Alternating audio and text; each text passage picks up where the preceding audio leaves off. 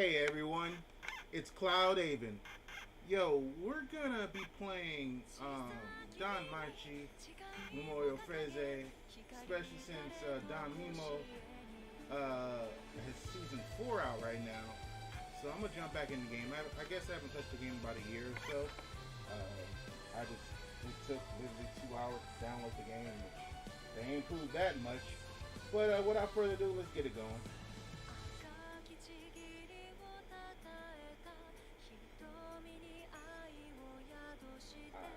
So ダンジョンに出会いを求めるのは間違っているだろうか。メモリアフレーゼ。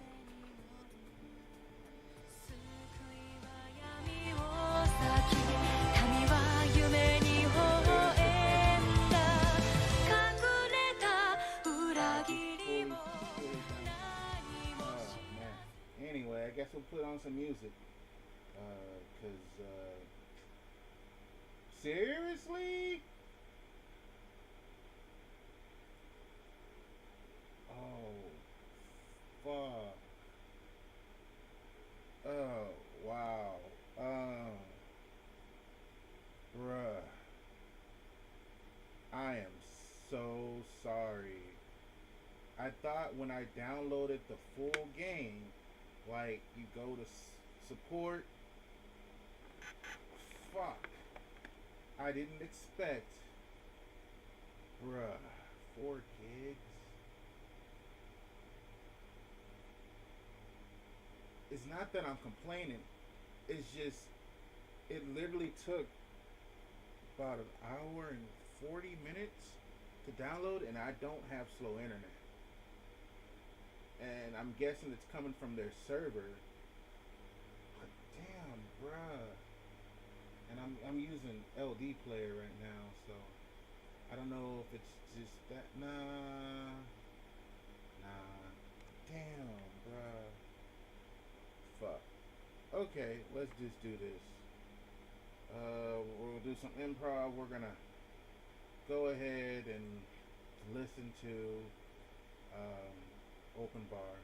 And to see these people and, like, you know, they've coming out the woodworks and showing me their portfolios. I'm like, golly, these are some insanely talented people that just want to do good work with someone that doesn't hate them. You know what I mean? And I'm like, that to me is what it's all about. I think we're going to enter into this like age of more of a creative kind of renaissance kind of situation here.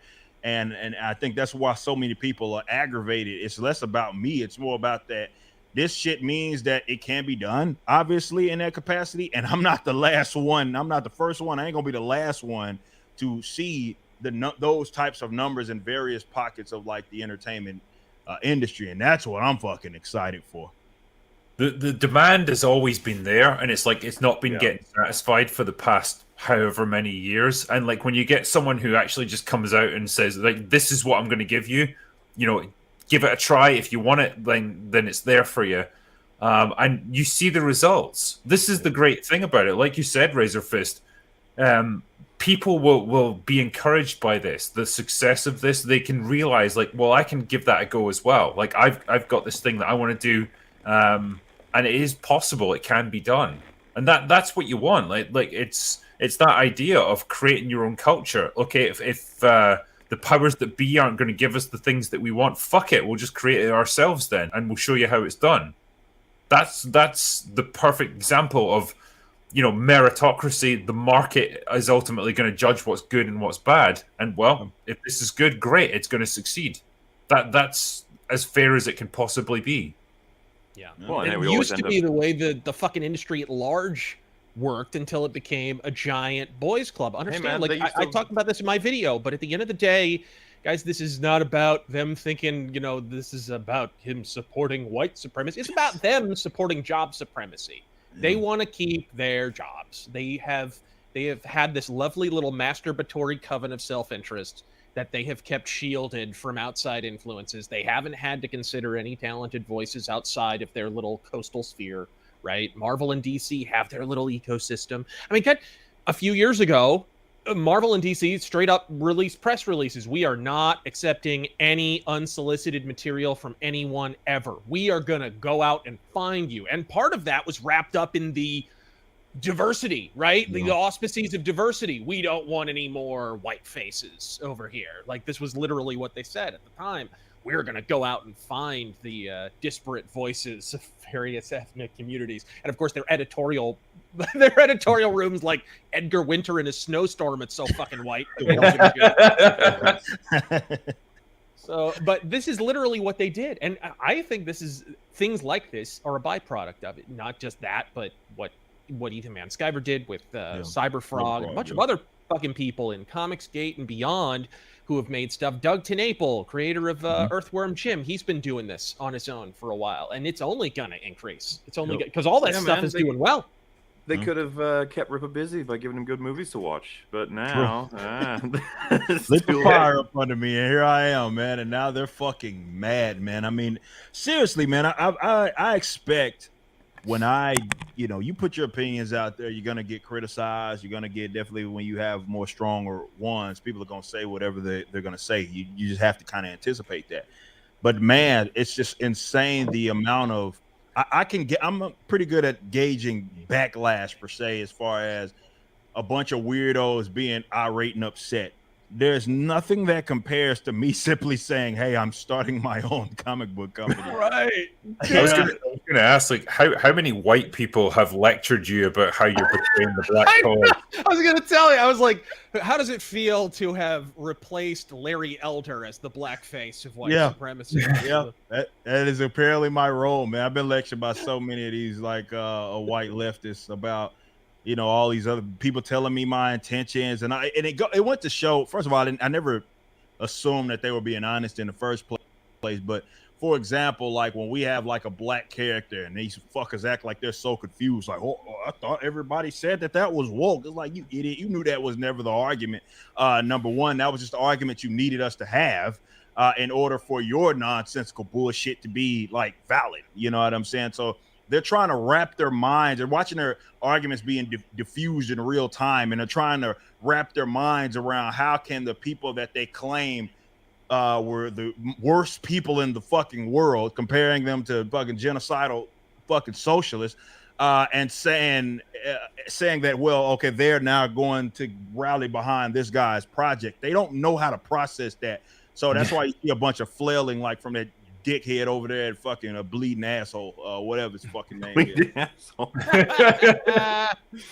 The guy who built his entire career pointing out that Greg Land traces porn. Fucking piercing intellect, piercing insight over there, Rich Johnston. Thanks, buddy.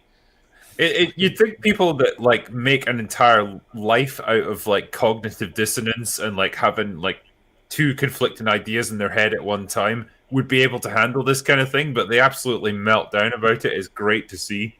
The part that got me in that article was where he claimed because your story is going to have its own moral core and values, that's the same as woke. Yeah. We're not going to have a message, but we're going to have a message. He's trying to pair this. Yeah. It's like, what the fuck are you? Name me a story that has absolutely no kind of philosophy or anything. That's literally what he's basically the standard he's holding you to. Yep.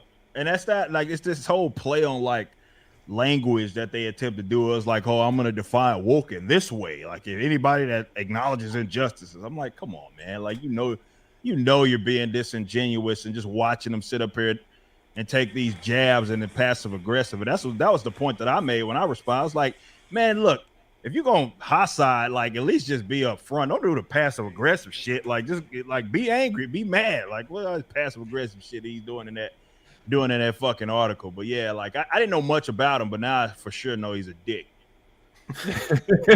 Which, I mean, his name's Rich Johnston. I mean, he's very close to basically being too right.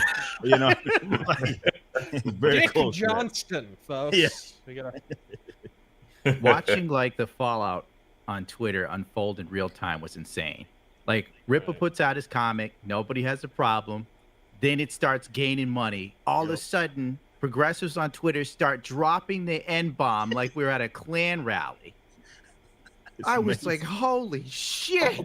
I loved how they kept like moving the goalposts on you as well. It's like, oh, you'll never make it to 100K. And it's like, Oh, so you made it to 100K? So what? You'll never make it, make it to half a million. Dude, And I you get remember half the a million. earliest They're one. like, okay. You'll never make it to a million though. And then you just kept going, and it's like they kept losing their minds over it. The funniest one was the 10K guy, because it's Oh, like this fucking asshole. Like, Eric literally had to point out to the man, it's been up for an hour, motherfucker. Yeah. What are you talking about? Shit. Man, these guys were latching on to it. It was funny, man. We got a little folder where we saved all of those. We've been having some fun, my team, yes. with those, because those idiots, like the idiot said, because I told him, I said, I'm gonna make millions of dollars. And this idiot said, like, no, it's not happening, doubtful. And now, like, we're about to make 3. And these motherfuckers are mad, man. They're fucking, and that's what I'm saying. Like, compared to the positions that I guess I've had, like, to me, this is the most tame, mild thing that I've ever done. You know what I mean? And for me to be having, like, getting N-bombed, I had the moment N-bombs thrown at me that fucking in this pocket of time. Me start a comic book company. Me just said, hey, guys, I'm not going to beat you over the head with politics or anything. I'm just going to, start a comic book company. That was basically it. And, like, The holy problem shit. is you're a black man that gained success, but you don't toe the narrative. That's it. Yeah. If you came Like out there and said you were trans or something, they would have said this was a triumph. True. Yeah. It's funny how they're always on your side until you disagree with them, and then that's it. It's You're over. done. You're a white supremacist. Put out a video saying you've been a post-op transsexual this whole time. Just do it. They won't know whether to shit or wind their watch. You don't even have to shave. No, not at all. Or say you're an illegal immigrant. You're done. You're set. It's like I identify as a fucking peacock. Just like, yeah, okay, that's fine. Yeah. Nah, I'm a these blue fuckers jay. are mad. These fuckers is about as mad as I've ever seen. Like, seriously, I've never seen anything like that. I mean, all these videos that I put out over the years, strong opinions, just me just coming. That's the point I took from it. I'm like, dude, I just said I'm starting my own comic book company, and this is what sent y'all like on the tirade that a lot of these weirdos are certainly on. And it's certainly interesting, and I guess it goes to show that, look, man, this was like what they were always scared of. Like, this is what they didn't want. They preferred the fact that despite our complaints, they were in control of whatever entertainment corner that they had. So it's like, hey, we're still looking to them to embrace us or what it is that we want as far as the entertainment. Whereas to now, this is more of, hey, y'all can keep doing that shit. I'm gonna go over here and just do my own fucking thing. The power of the internet allows me to fucking do that. And now you got folks that are just really, really irate at that because they can't stop it. And this is, I think, with the backlash that we got, it really, look, this is why I didn't want to host this shit on some other like platform, because I knew they would have came for that shit. Like, I knew they were people already digging up dumb shit. I knew that was the route that they were going. So I had to cross my, T's, dot my I's, and give them something that they just, obviously the people want it, but also these weirdos can't do shit about it. Like, they can't come for anything that it is that we have. And I think that makes them so fucking angry. When they realize they can't cancel you, it just makes them insane with rage. Yeah. Because it's like the ultimate silver bullet for them. It's like, shit, we've got nothing else. Right? It's crazy how few people have realized. Thank God, Eric, I've been following your channel for a long time. I know you've been cognizant of this fact for a long fucking time. Yeah. But cancel culture, it takes 2 to tango. It's a participation sport. You have to agree to prostrate yourself and embarrass yourself in order for the cancellation to go through. Like, it just does. Yeah, you can lose your job. Like, I'm not saying that shit doesn't happen. I'm not saying like losing your place of employment, blah, blah, blah, blah, blah. But the moment the cancellation is not consummated until you prostrate yourself in public and say, I did something wrong. That's the moment where the cancellation actually fucking happens. It's not when you lose your job. It's not when any of that shit. Yeah, absolutely. And just by refusing to do that, you've already won. It's unbelievable. It's crazy how few people have actually realized that. You're also going to get like probably a bunch of new fans from people being like, "Oh my god, this guy's like hyper racist and stuff," and they check out the work and they're like, "Man, I'm not seeing where the racism is." Small dude, like, dude, there are going to so be some many people- disappointed Stormfront people, and that's saying. fair. But no, to your point, Mala, like, I've had so many people that have, like, I was streaming yesterday about this, and and so many people would come in, they'd say, "What is the controversy?" And like we're shrugging our shoulders, like because they're looking for like, oh, these people are talking about it, like, and it's negative. There has to be some like crazy theme that's going on here, and it's not.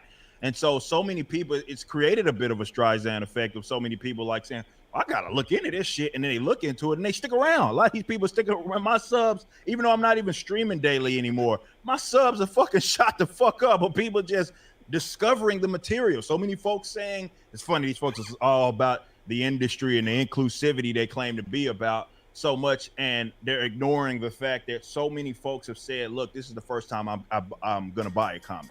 You know what I mean? Like that to me is meaningful. That's impactful. Like these people are this is gonna be their introduction to this sort of this genre, if you will. And I value that. I value that so much. So it has created that effect of just folks going to look into it, being intrigued by it because these idiots are talking, or some fucking retarded weirdo on Instagram and some black creator who thinks I took his spot because I did. Yeah, I saw that. Yeah, like that dumb shit. And they're talking about me, and then other people discover it. So it certainly worked to my benefit. And again, imagine being those guys. Like this is to raise the fist point. Like these are the tactics that they deploy to cancel per se anybody. And when you're among them, that shit works. But on us, it doesn't work. So you're gonna call us the names. You're gonna call us all of these different things. You're gonna try to label us or tie us to egregious things. And it just doesn't stick because we don't answer to you. And so that's why they keep ramping it up, because it's starting to set in like, what the fuck? Our tactics aren't effective. This worked on these other people. Why isn't it working on them? Right. I 100% agree. Like one of the most like powerful things that you can say is not yes or no or anything. It's I don't give a fuck. Like you're mad at me, I don't give a fuck, mate. Do a Thanos. You want to try like, I don't even know who you are. I don't even know who you are. Yeah, that's it. Like you know, it's the same reason I don't react to people who try to have a go at me on Twitter. It's like, just go on. I don't care.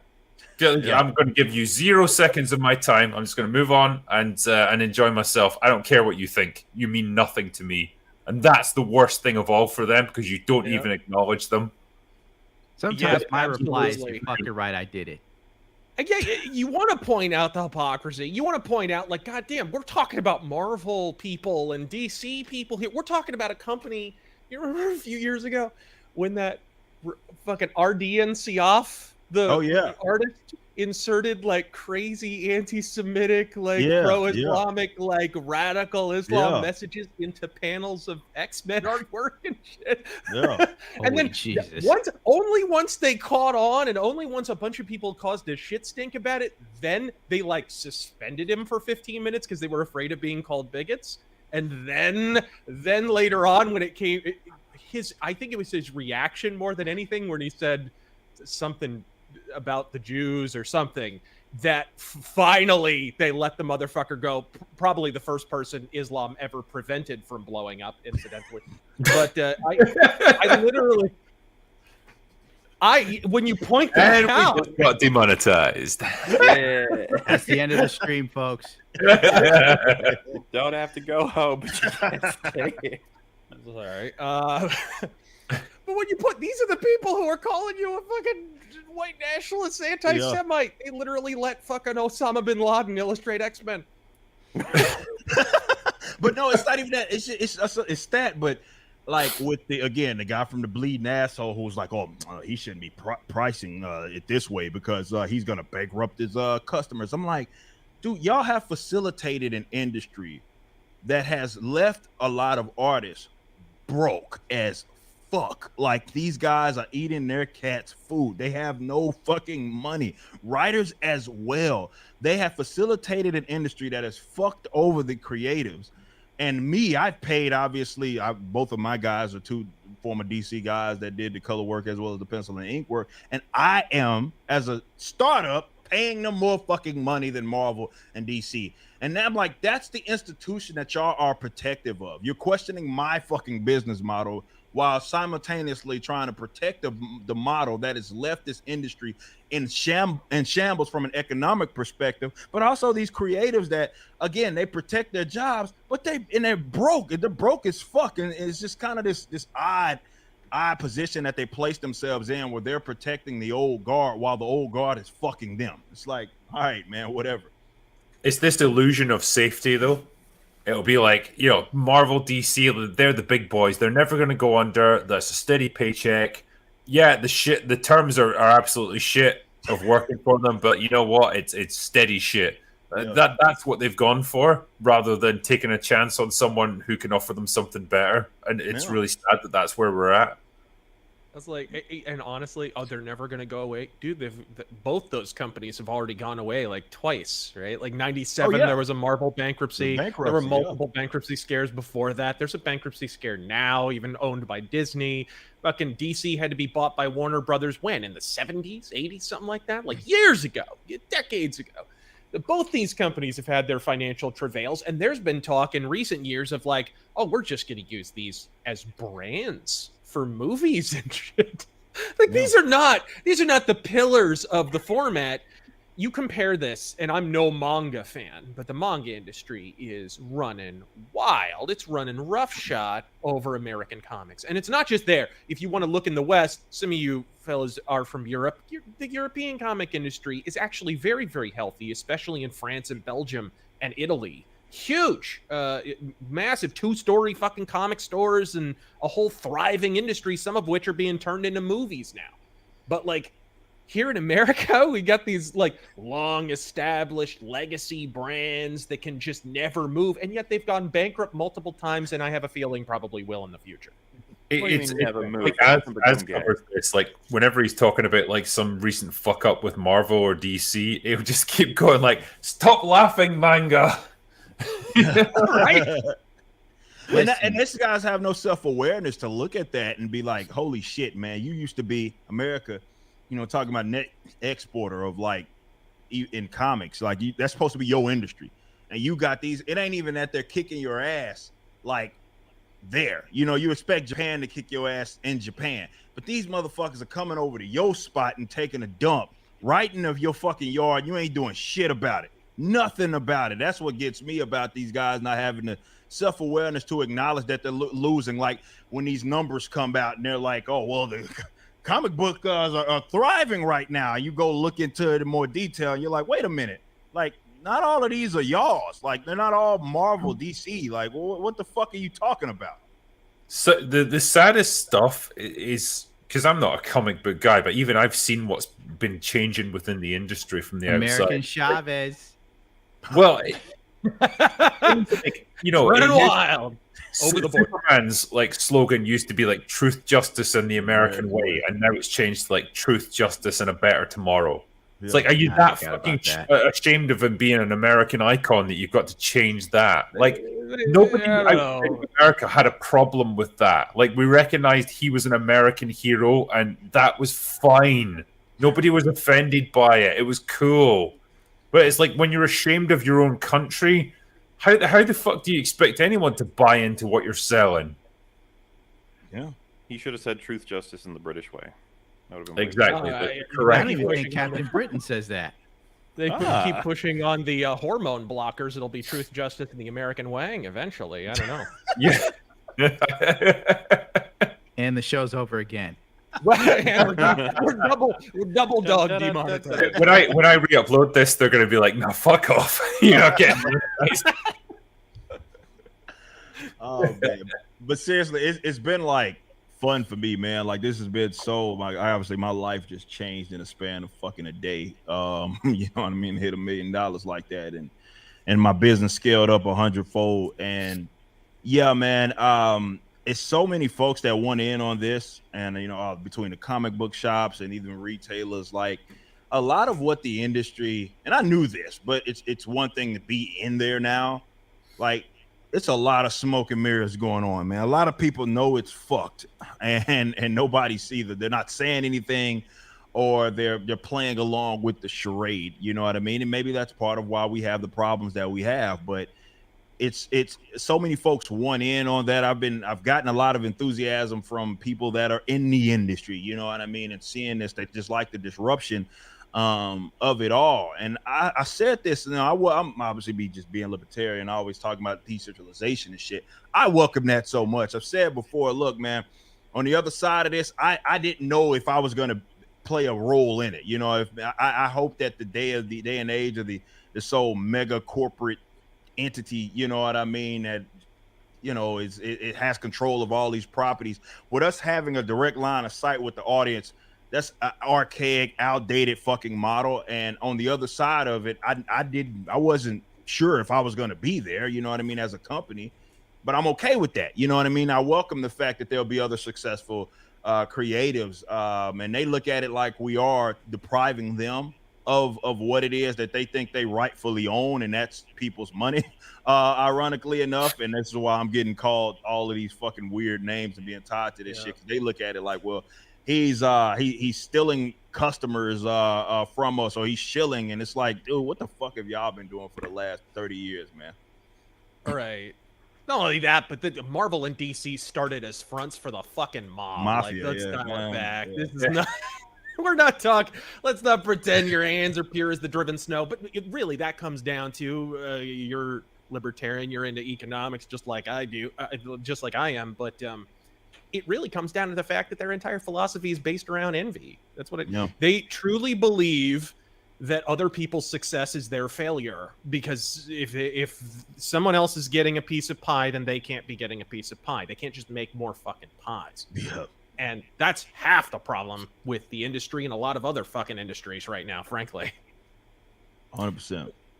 But like in a competitive industry like this, the idea that you're entitled to success is like the death knell of your business. Yeah. And that's the problem. Like, you've come in as like the young upstart who doesn't have a proven track record in the industry. You're not established, but you're saying like, I am offering you this product. This is what I'm going to do. This is my ethos behind it. People are getting behind you because that's what the market wants. It's the perfect example of just meritocracy. You know, these companies that have had a stranglehold over this entire industry for however many decades think that they're entitled to it simply because they've been there for a long time. Well, fuck off. Like, you're not entitled to jack shit. The more they get what you deserve, and if you don't deserve anything, then you're not going to get anything, and someone else is going to take it from you. I'm sure none of you know what I'm referencing, but the more Disney and Marvel and DC tighten their grip, the more fans slip through their fingers. That was obviously Star Trek. Yeah, Star Right. Trek. See, Battlestar Galactica, right? No. It's the what you were talking about reflects in Marvel does so well. They're like, oh, I can float something like Captain Marvel coming out. Brie Larson movie made like $1 billion, and then it's like, yeah. We all know why that happened. And then Miss Marvel, right, the show comes out, and they're like, oh, ratings are down. No one's talking about it. No one cares. Like, wow, just because the main character isn't, it's like, don't even go there. Yeah. It's just because no one gives a fuck, okay? It's not entitled to be as successful as a fucking show headed by Loki, obviously. Like, why would you even think that? Half the people who watch Loki are there for Tom Hiddleston. So, yeah, you're right. Like, this is a serious entitlement issue now where fans are like, why isn't my Marvel property making $1 billion every time? What the fuck? Wow. How is Miss Marvel failing? What could explain this? Who wouldn't want this? I know. Put her in a video game. Get rid of Spider-Man. Make her the lead. I do not understand how you can go from a TV show like that, which is watched by like literally hundreds of people, maybe even thousands, to her like being co-lead in a movie with the mighty Brie Larson. You know, who's going to watch that? Why? What's going to tie people into that? I genuinely have some fans who are like, what's your take on that? I was like, I'm not watching that. Come on. Why the fuck am I watching that? Like, no. I saw one scene where like Miss Marvel shows up and takes out a whole bunch of enemies, and Falcon stands there and says something, and then Miss Marvel's like, wow, is she always this amazing? Listen, some bullshit. I'll read the clip notes. I will watch like this point, right? If I said I'm going to make a Star Wars movie and it's going to pair Boba Fett up with Salacious Crumb, and that's going to be the pairing that's going to like fucking set the box office on fire. Like, nobody's going to watch it. Of course they're not. The name like Salacious Crumb, I think to be more accurate, to be Salacious Crumb and Aunt Beru. It's like they're going their invention to stop. Aunt Beru is like a fucking Rambo in female form. She's not messing around. Yeah, that's. I mean, her tactics are terrible, but like she's got the heart for it. There you go. We've already got a series planned. It's gonna be great. Her and Salacious will fall in love. Peru. Aunt Peru is bisexual. Crumb a Star Wars story. I'm in a good spot, man. As they continue to do this retarded shit, I'm in a great spot. I mean, I'm way over my phase of, hey, these guys are gonna do something worth a damn, and now I'm like, yeah, keep it up. Fuck it, man. Just keep this shit up because it just puts more eyes on my project, and I'm like, hell yeah, man. And I get to say, hey, look, this shit sucks. There is a sense of like you want the franchise to be rescued, but then eventually you're like, fuck it, torture. You're torching it, so torture it. Whatever. Yeah, that's where I'm at. That's where I'm at now. Like, let the bitch go down because I'm gonna reap the benefits from it. But like I said, also I do think that, like, seriously, entertainment and general music industry still hasn't caught up with the fucking internet. Like all of these models are archaic as fuck. It's just people that exist because they've been around and they've done it their way. And really the system needs to be bucked anyway. So I think that either way, not even talking just about the content, just on the economics of it all, this shit needs to be upended. You know what I mean? Because right now they're like they're existing just for the sake of doing it. Yeah, we just talked about manga. No, you know, people talk about how, oh, I prefer it because the art is this or the story is this or it's not as woke or whatever. But man, one of the reasons manga is succeeding is because it's a better format. It's a way better format that you get more story. You get it more. You get it regularly. They take their time on it. It's not, you know what I mean? Like, it's more cinematic that way. France does it the exact same way with bande dessinée. They do these beautiful volumes and whatever. American comics, this is the thing I was talking about. It's like your comic, bro, is following that European model, that Japanese, that more Japanese model, where you're basically, this is a graphic novel for all intents and purposes, right? Like, this would, on the charts, it's going to classify as a graphic novel if they ever put you on the fucking charts. Yeah. Right? I don't think they, because technically I've destroyed everybody, like all the North American comics, I've destroyed them. But they're not going to put us on that. Comic-Con's not putting us on that fucking list. I just don't see it happening. Even though I can report, give them all the numbers they need. Because I think the top selling one was like 24,000, if I'm not mistaken. That wasn't a manga, obviously. So yeah, they're not putting me on there. There's no fucking way that's happening. But you know. Well, they can't support white supremacy. That's true. Yeah. That would look so fucking bad. This guy's company, you know, comes in the game and just fucking takes over. They're not gonna like that. So I don't see him doing it. Do you think there's this, like, I mean, I know we've seen it already, but this real trend now of like all the traditional metrics of success, whether it's like professional movie reviews, like, you know, critics, like journalists, that sort of thing, the rankings on Rotten Tomatoes or anything like that, or just any kind of rankings that used to exist before, they're becoming just increasingly fucking irrelevant and no one cares. Absolutely. And what you get is this grassroots support for people that actually like earn it. Yeah, 100%. And that's what pisses them off. It's like they had their old way of doing things, and it's been that way. Nobody, even if you ask the people that are among that industry, nobody knows why it's the way that it is. I mean, they just like, well, this is just how we've done it. This is the expectation. It was like that one little dude who was I can't even remember the fuck his name, who's been a part of the industry, and he was like, people just want to see you earn your spot. It's like, what the fuck are you talking? Earn my spot for who? Who the fuck am I answering to? What spot I'm trying? No, I'm not. I don't even want that shit. Like, you can have that. Like, I'm not interested in that. But I see a lot of similarities in being like in the kind of metalcore scene, obviously, in the, you know, 2010s and all that. It was the same shit. Like, the internet had become what it became. Streaming was starting to pop off. And, you know, when people were jumping into these same old stupid fucking deals, you know, three album deals, 4 album option, you know what I mean? 80-20 fucking deal. You got to make, they pay the advance, or rather they pay for your recording, all this shit, and your 20%, you got to make that back first. You know what I mean? And I'm like, why is everybody doing this? And you ask them and they're like, just because we do it. I'm like, dude, you could fucking post the shit on the internet right now and probably make more revenue from that than you would, obviously, having the oldest fucking company, this record label, money for the next fucking decade. That's if you ever make it back in the first place. Sad but true. It's just like that. None of it makes sense, but I'm seeing a lot of that with the comic stuff. It's like everybody has their way of doing it. It's been that way for a while. but I mean, everybody knows it's fucked. It's just that, you know, maybe to what Critical Jingle was saying, like it's just job protection and oh yeah, that's been dude. what If it meant they could keep, honestly, if it meant they could keep their jobs, do any of us doubt most of these multicolor coiffed cucks would be wearing jack boots, armbands, and huffing Hitler's asshole gleefully? Gleefully, they wouldn't give a shit. It's honestly just about. It's a carny business. I talked about this in my video. Like, it's a fucking carny business. It started as a money laundering operation for the mob, and it's had that carny mentality ever since. You protect your job. You keep other people from, you know, being able to enter it. I mean, you hear stories of artists who wound up being legends in the industry who were told they were complete fucking shit by these companies the first time. And who knows? Maybe wasn't ready for prime time. But I know that some of these people, law of averages says some of these artists, when they submitted their stuff to Marvel and DC back in the day, were probably better than a lot of people who worked at the company. You know what I mean? Yeah. Like, they protect their jobs. They protect the jobs of the people around them because they want that old boys club to stay there.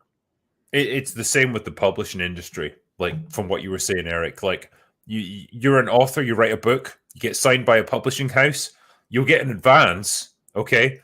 Great, you get 10 grand in your bank or whatever, and it seems like an awesome thing at the time.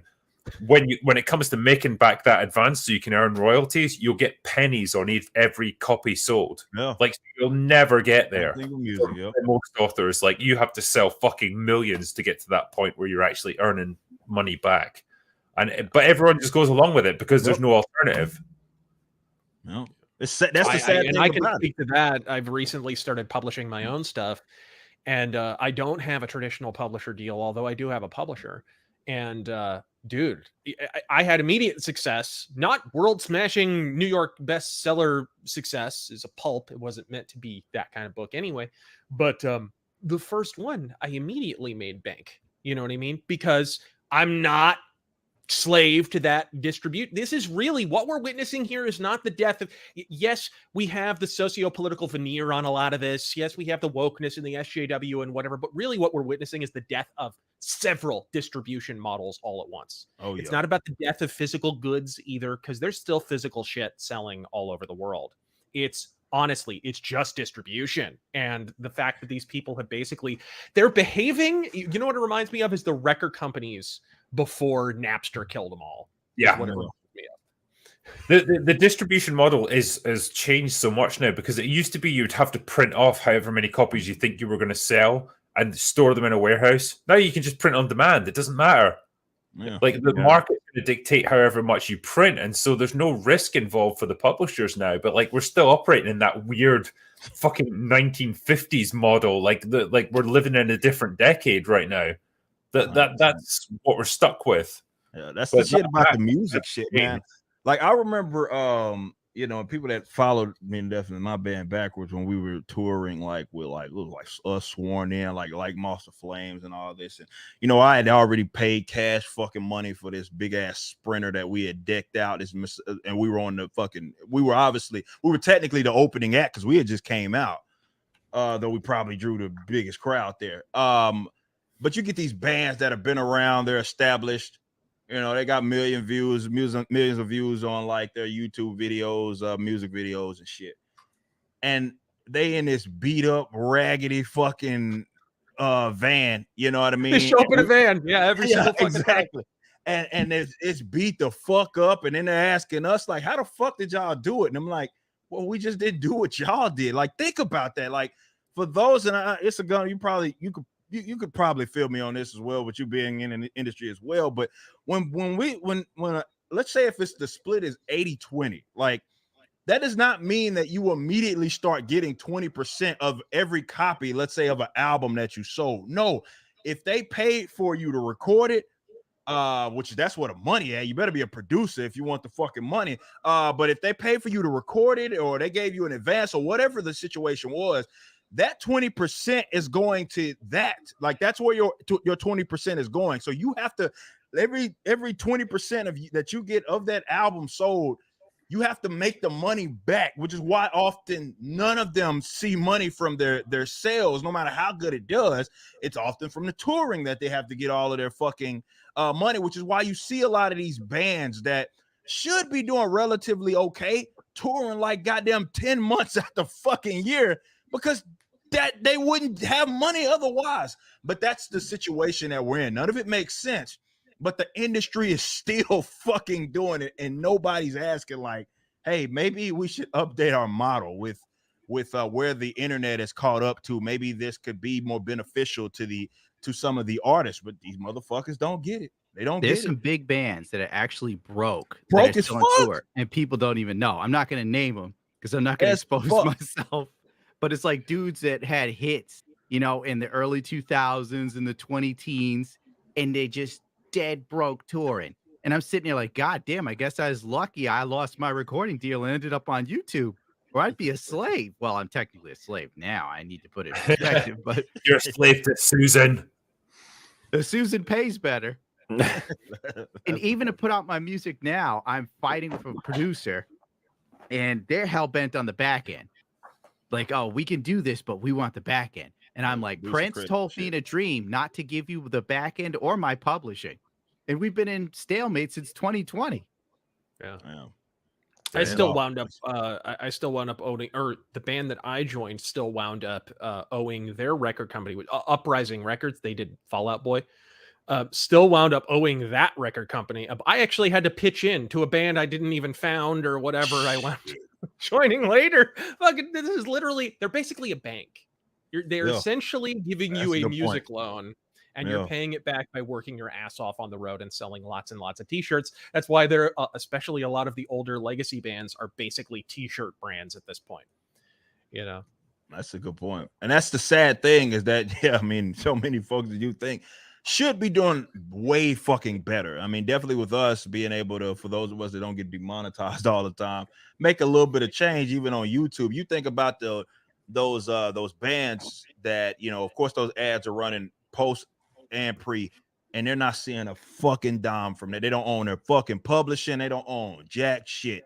And they're just slaving on the fucking road. And that's all fun, you know what I mean? But none of it makes sense.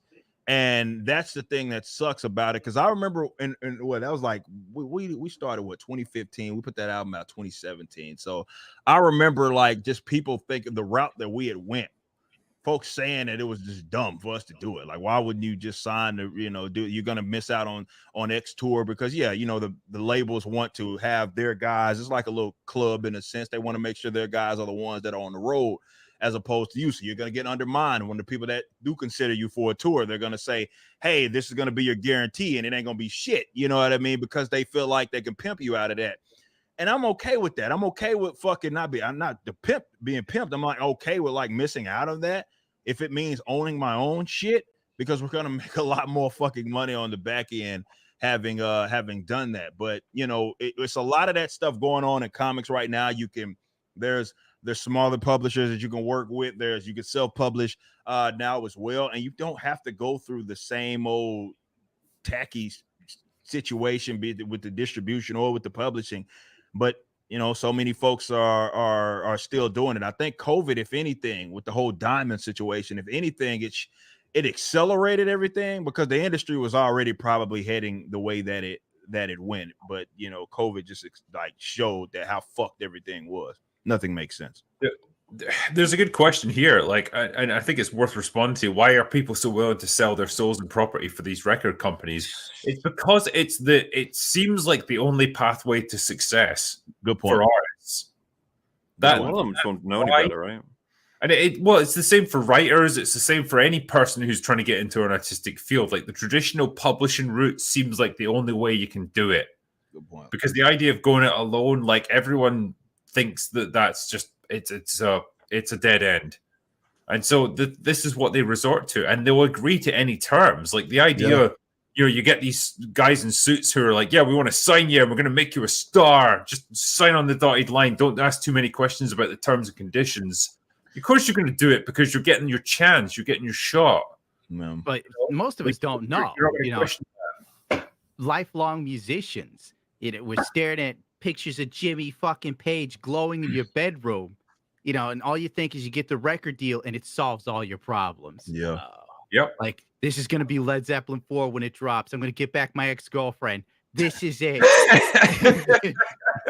It all gets pulled from under you. Ah, The well, I record did label to her. drops you. Your manager's gone. They're on the phone. They're like, where's your social media presence? I'm like, we have a Facebook account. We're musicians.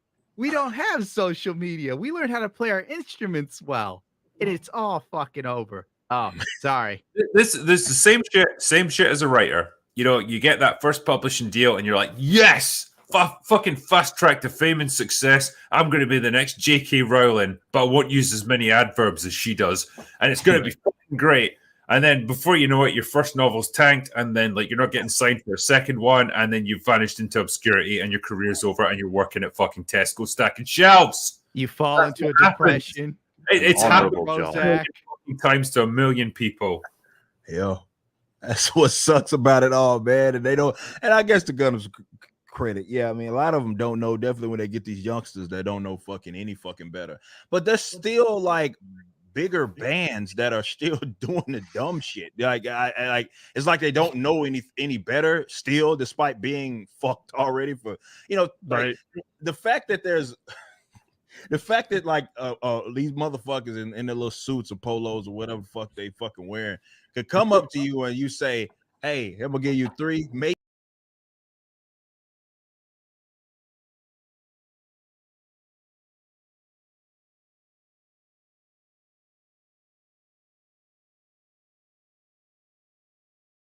Thank God. Finally. All right, let's get the game started. Yeah.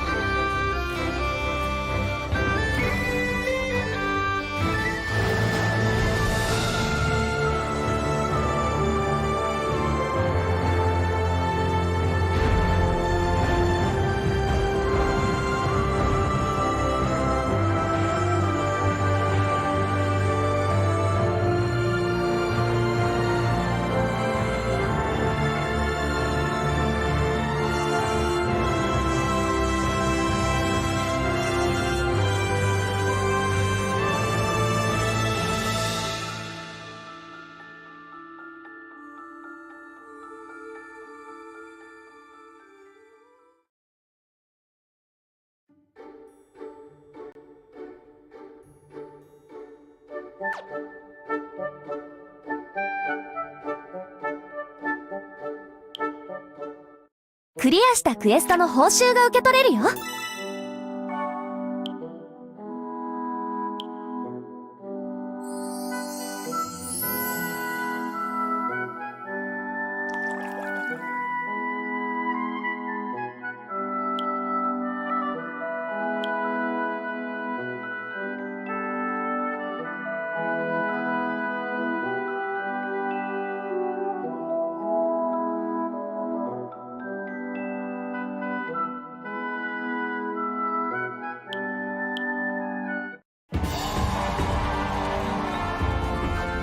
おかえりなさい、みんな。堅苦しいのは苦手なんだけど。お疲れ様です。やりましたね。ありがとう。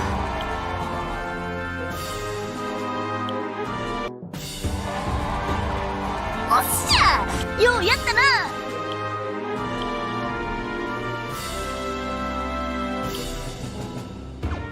よく頑張ってくれたな。感謝するぞ。売れる気しかしないね。やりましたね。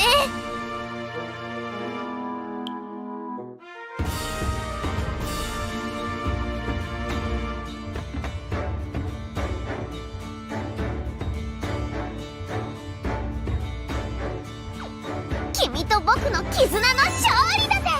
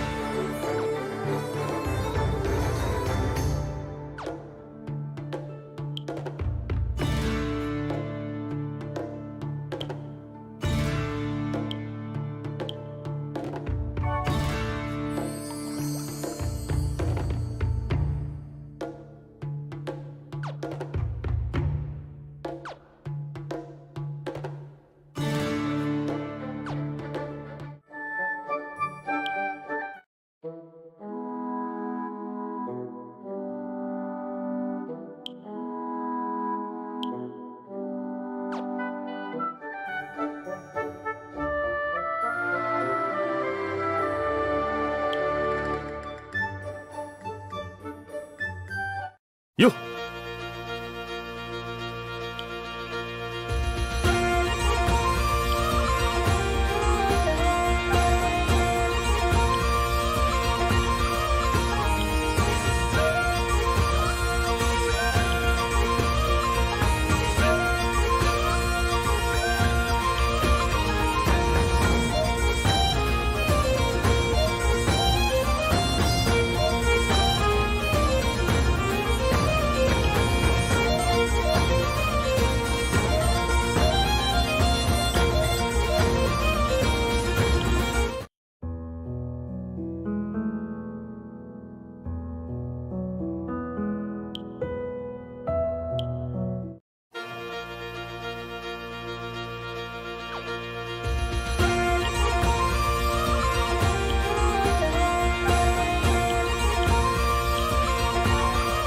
苦労させてすまん。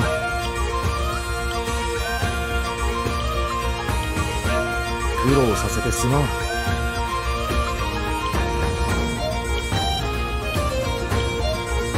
苦労させてすまん。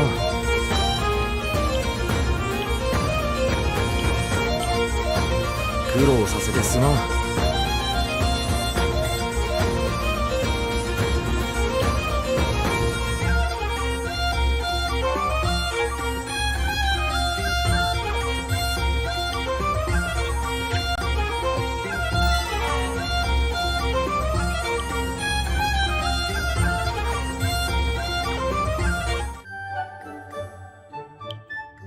いらっしゃいませ。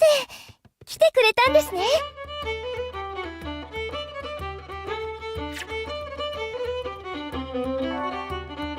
にゃあ、ご予約のお客様、ご来店に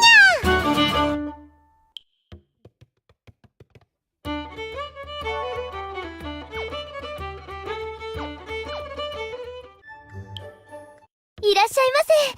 来てくれたんですね。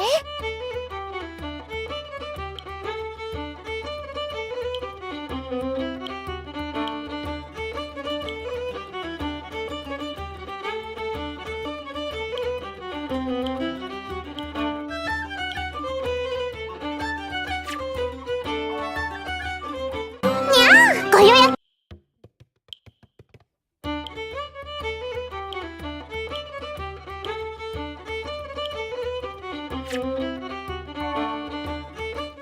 ゃあ、ご予約のお客様、ご来店にゃ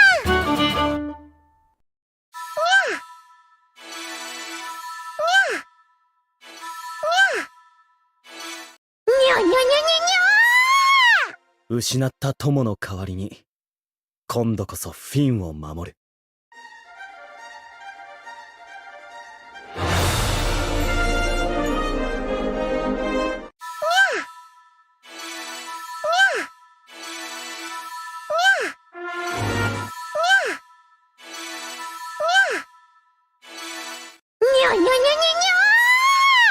大人っぽくなったにゃ。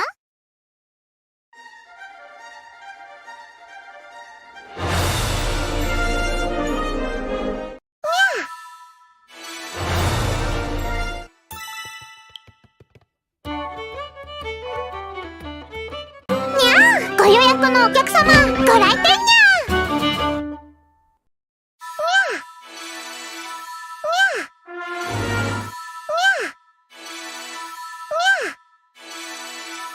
にゃにゃ。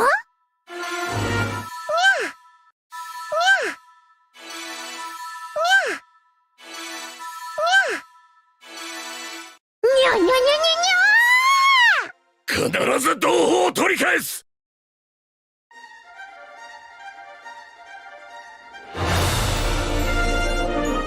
にゃにゃ。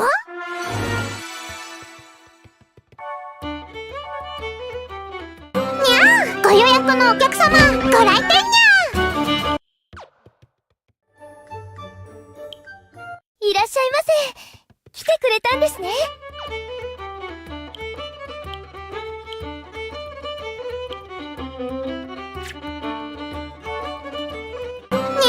ご予約のお客様、ご来店にゃ。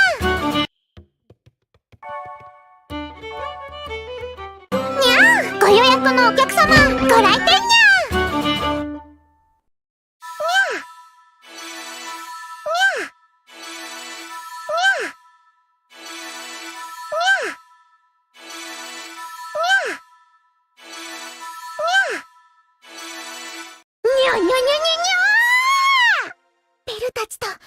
ずっと一緒にいたいから。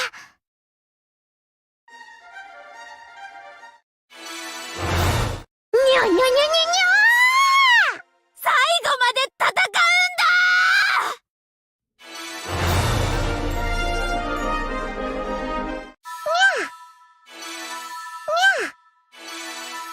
にゃにゃ。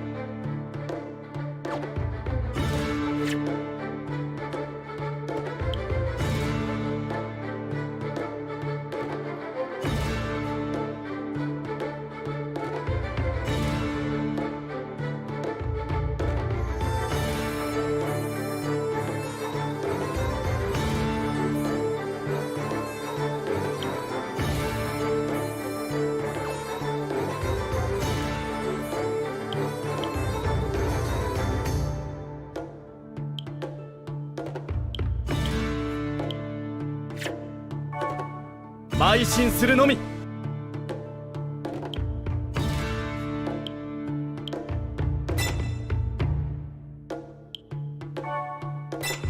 これが私の月種。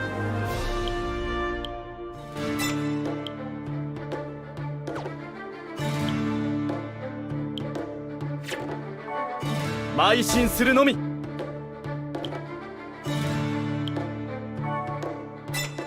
これが私の月種。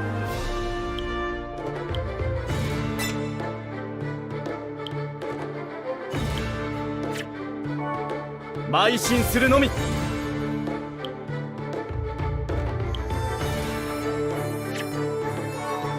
これが私の月種。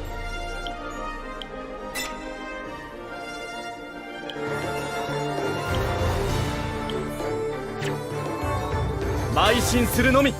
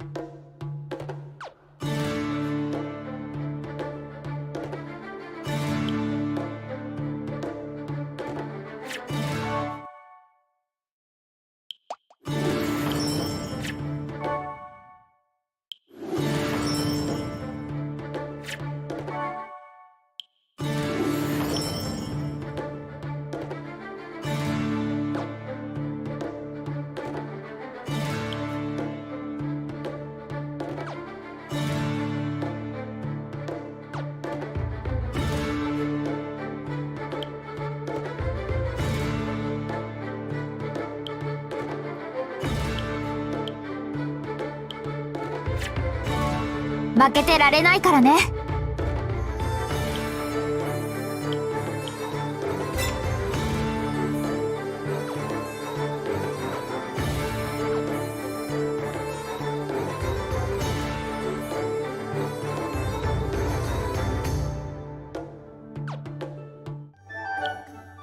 いらっしゃい。よく来たわね。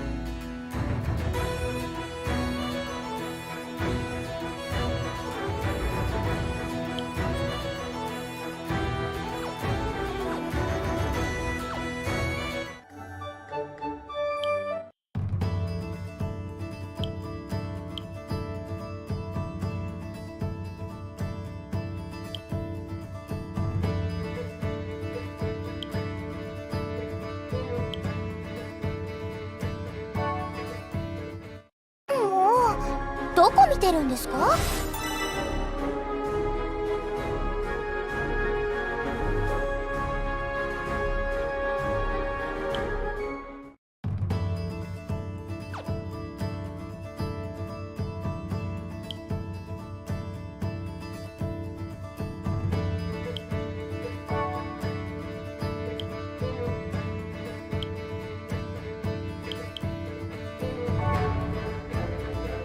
次だ。さっさと行くぞ。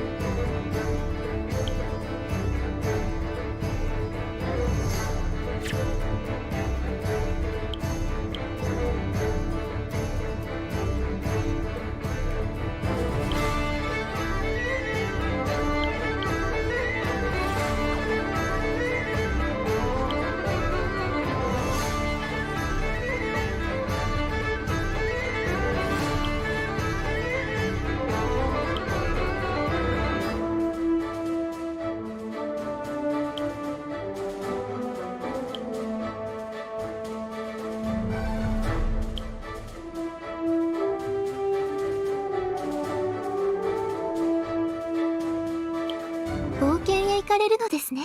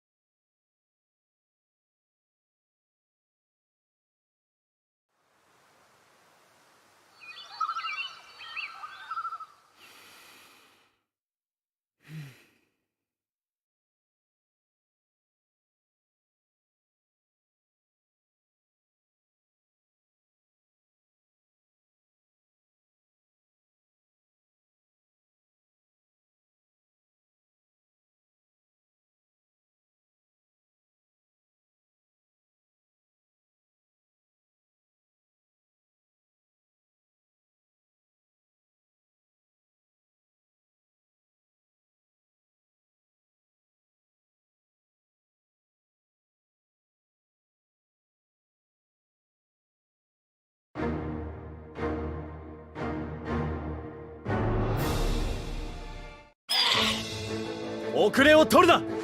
どきやがれ。八つ咲きにしてやれ。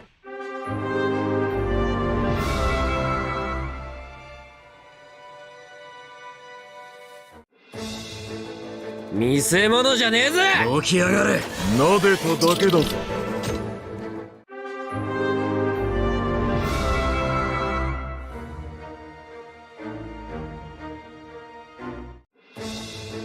遅れを取るな。星々に輝きそんなものか。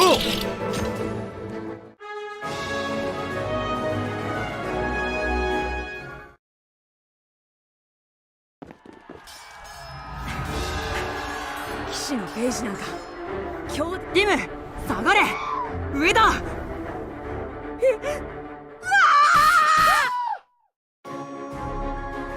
おかえりなさいみんな。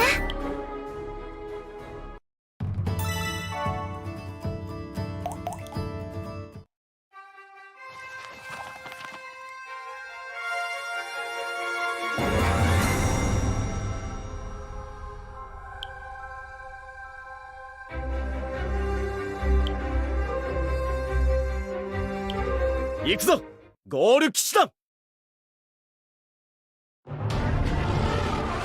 隊長、四方より魔物にせ。くそ、この砦も数えきれぬ民も己の宝も。なんだ。隊長、ご覧ください。西の方角から騎兵が。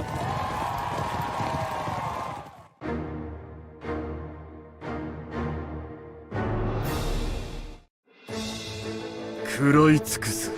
何をちんたらして。八つ咲きにしてやれ。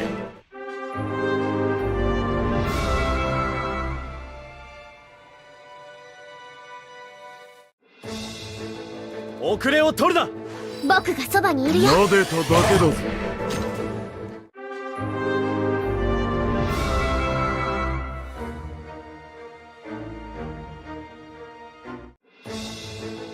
遅れを取るな。女神らしくね。加減できねえからな。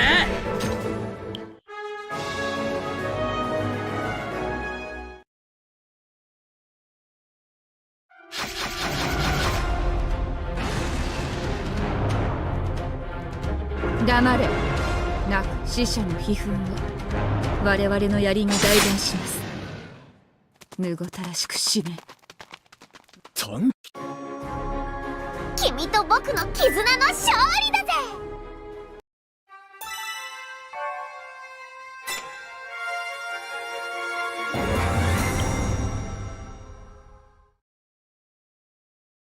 貴様ら。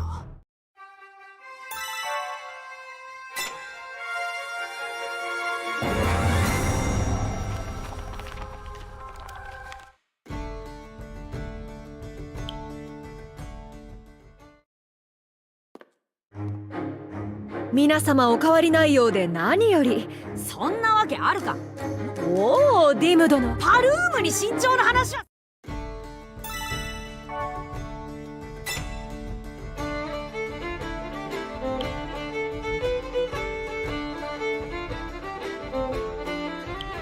みんなよろしく頼む。魔物を生み出す大穴を。正確には大穴のもとへいかにすれば大穴から魔物の流出、穴の内部に侵入することもありましょ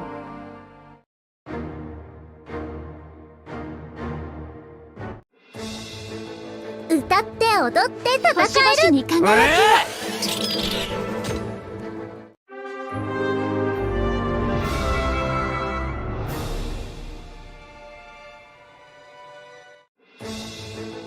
歌って踊って戦える。何をちんたらして。八つ咲きにしてやれ。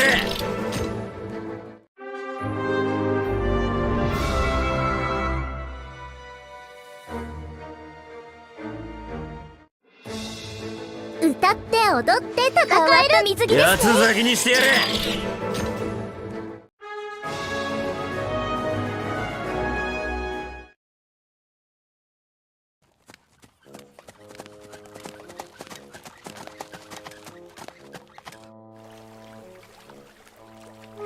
人類の大反抗作戦か。ここんとこ何度同じこと。大反抗なんて抜かしてるが。次だ。さっさと行くぞ。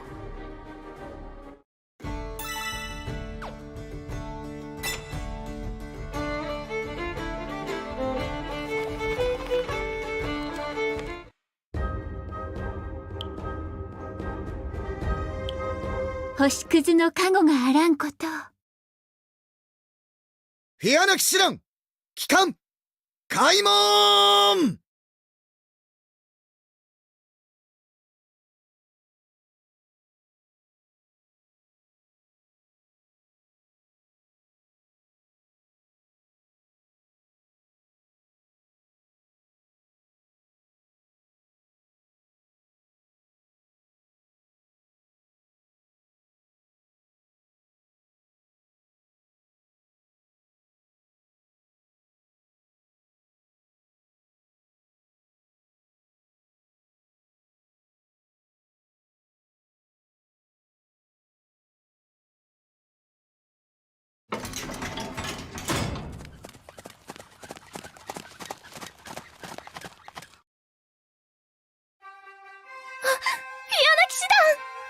今度はどんなおかえりなさい、勇敢な騎士たち。コーマック王国首都ミース。10年前までは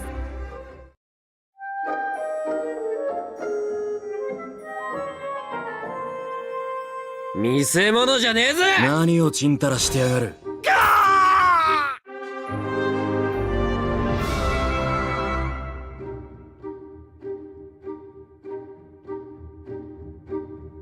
見せ物じゃねえぜ。変わった水着ですね。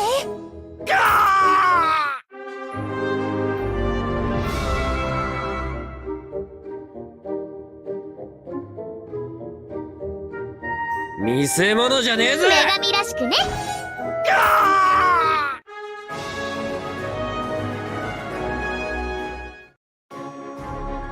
おかえりなさい、みんな。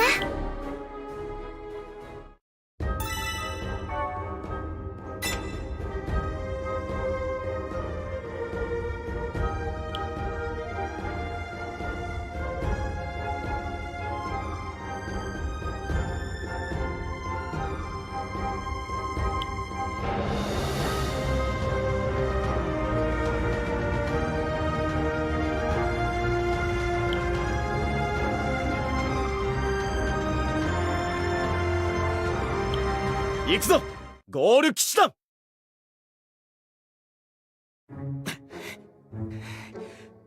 私は変態などではない。我が名はラザル・ティアミット。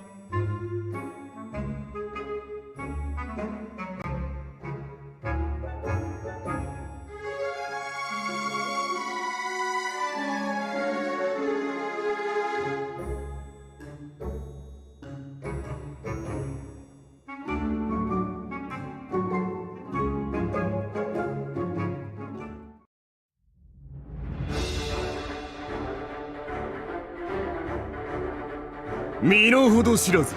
何をちんたらしてやがる。そんなものか。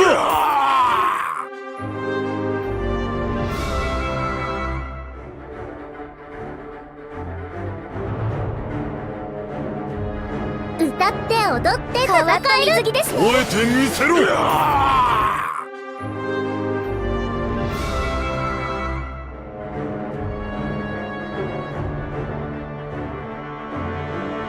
歌って踊って戦える。何をちんたらしてやがる。なでただけだ。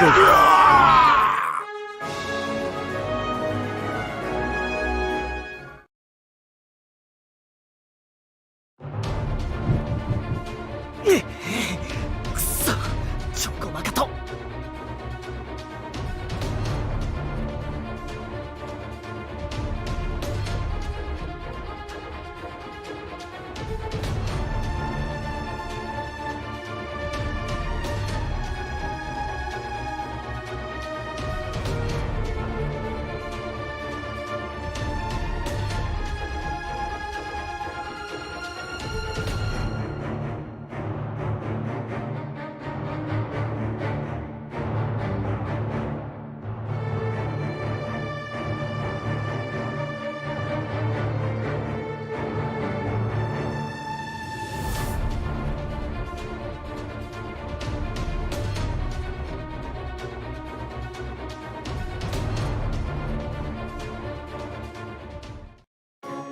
次だ。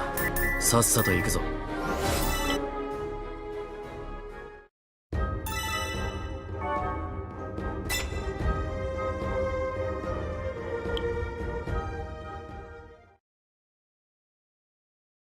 アナとその騎士団。始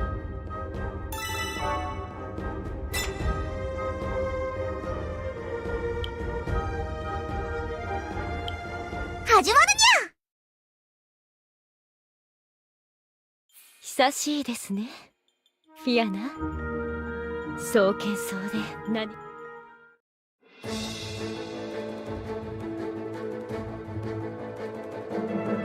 身の程知らずどきやがれ。そんなものか。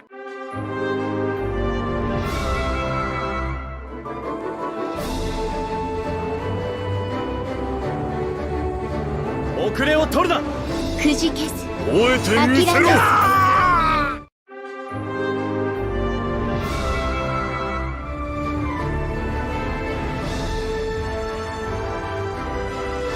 歌って踊って戦える。なでただけだ。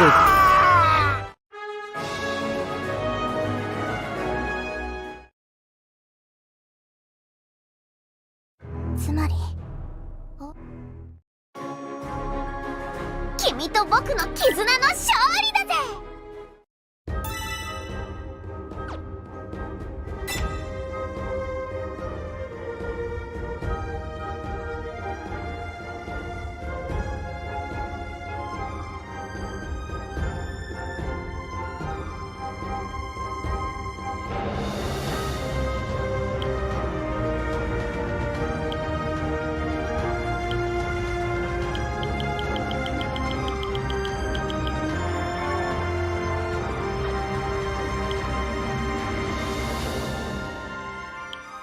始まるにゃ。ゴール。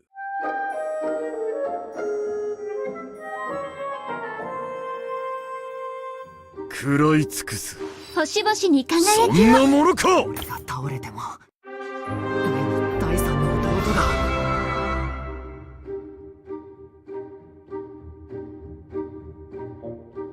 食らい尽くす。変わった水着ですね。なでただけだ。ではないか。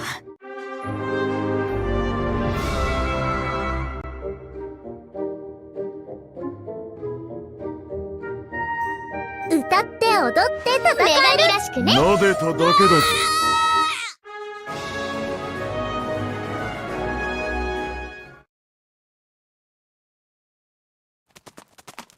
お姉様、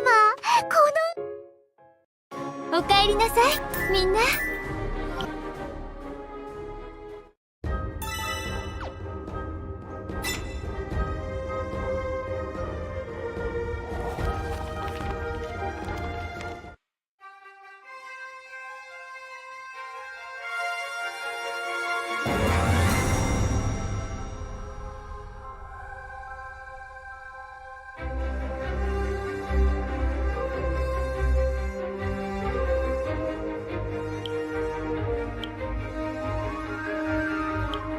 僕を一人にしないでくれよ。こんな悪女どもが。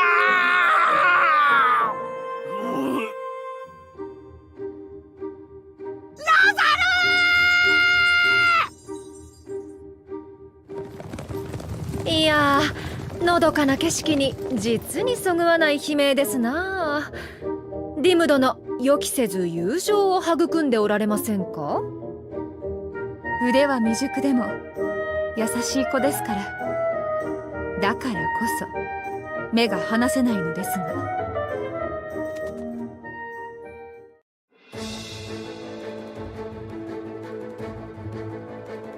身の程知らず。変わった浴衣ですね。なでただけだぜ。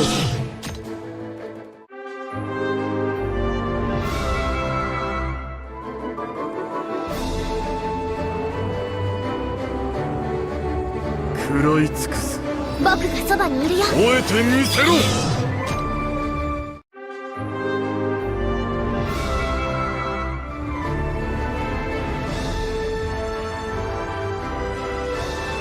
歌って踊って戦える。起き上がれ。終えてみせろ。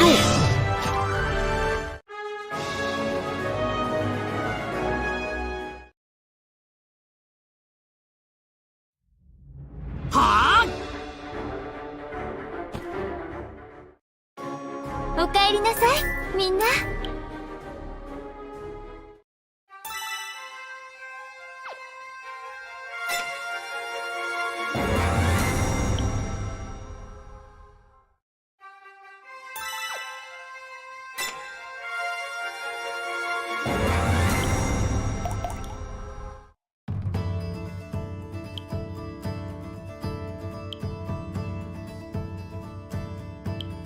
英雄とは呪いだ。遅れを取るな。女神らしくね。覚えてみせろ。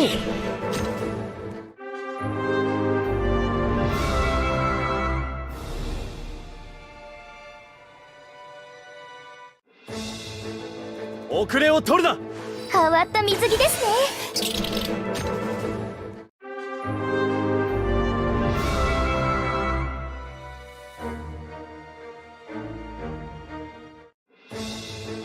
食らい尽くす。女神らしくね。そんなものか。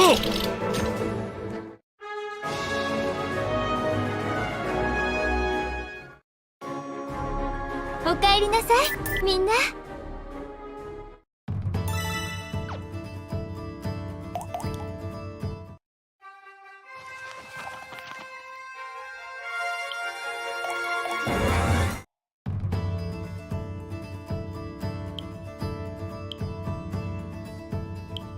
みんなよろしく頼む。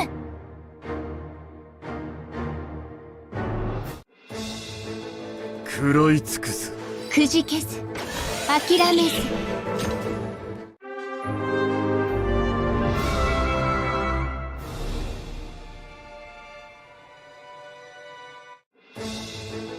身の程知らず。変わった浴衣ですね。撫でただけだぞ。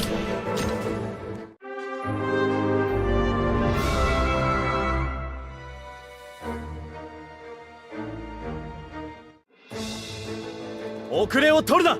女神らしくね。撫でただけだぞ。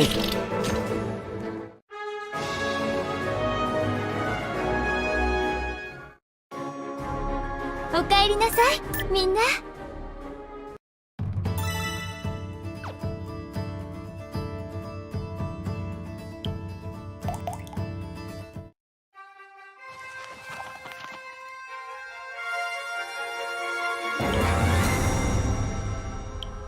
準備は済ませております。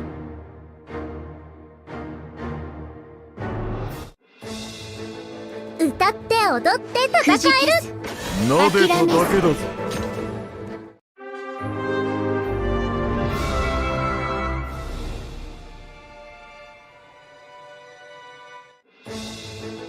遅れを取るな。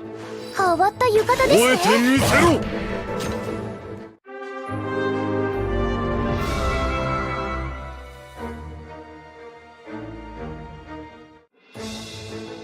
歌って踊って戦える。覚えてみせろ。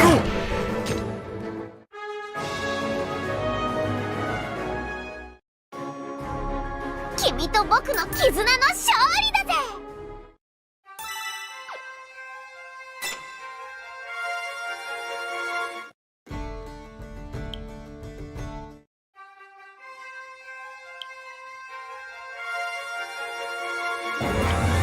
待ってください。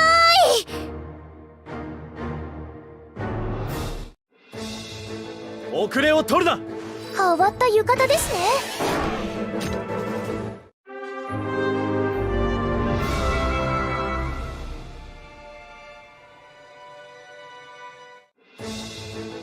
身の程知らず。僕がそばにいるよ。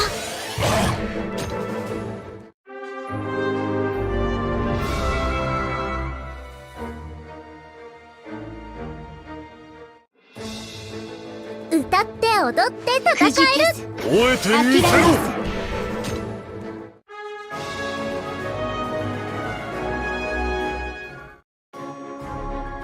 歩き続ける限りあなたたちは大丈夫。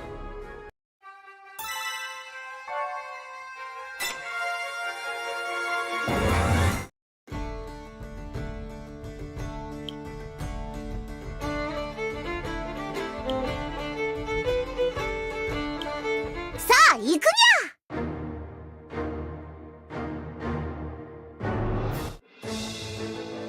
食らい尽くす。変わった浴衣ですね。吠えてみせろ。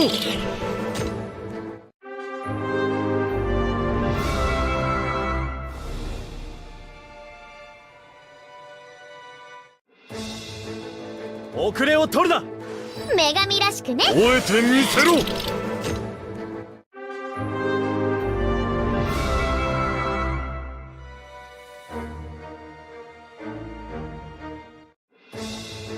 遅れを取るな。星々に輝き吠えてみせろ。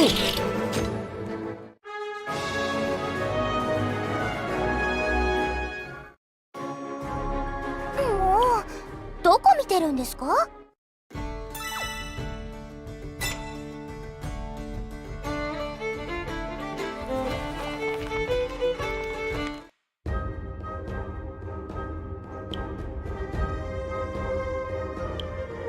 勇者に続け。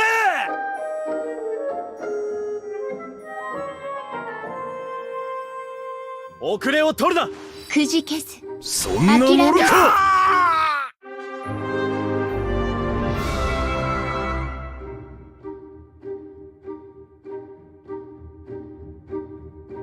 身の程知らず。僕がそばにいるよ。そんなものか。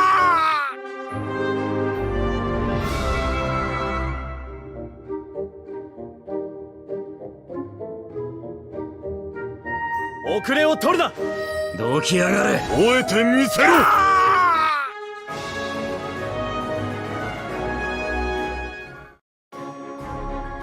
歩き続ける限りあなたたちは大丈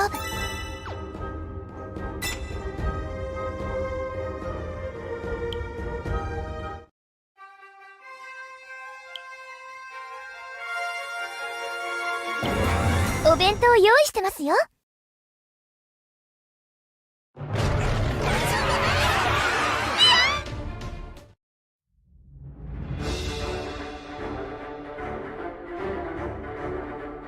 遅れを取るな。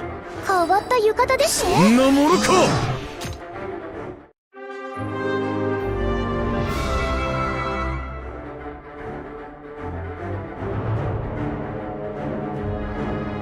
食らい尽くす。僕がそばにいるよ。そんなものか。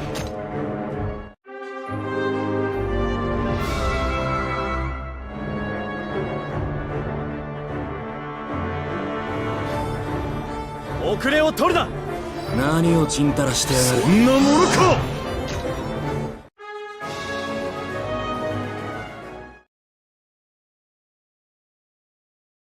さあ来い魔物ども。当然の結果にゃ。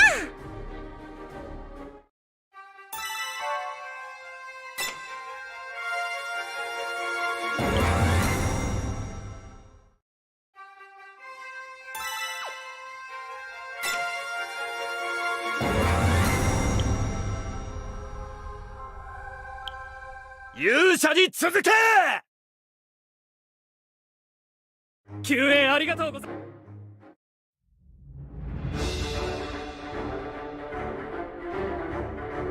遅れを取るな。変わった浴衣ですね。そんなものか。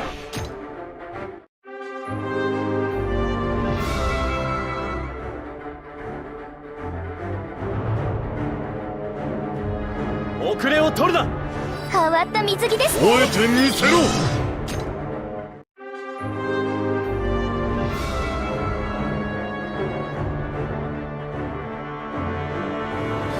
身の程知らず。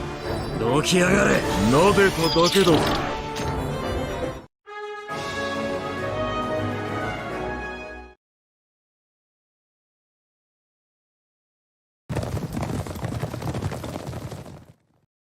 君と僕の絆の勝利だぜ。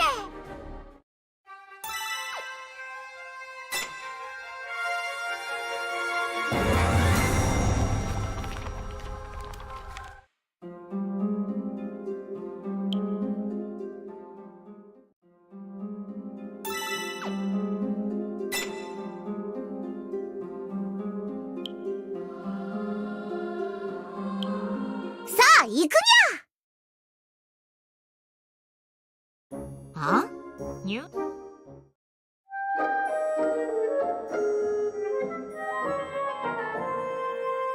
身の程知らず女神らしくね。覚えてみせろ。ではおらいか。第三の弟が。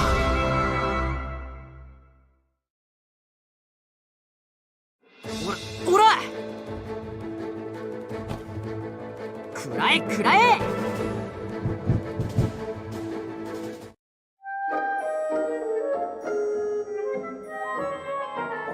食らい尽くす。くじけず。覚えてみせろ。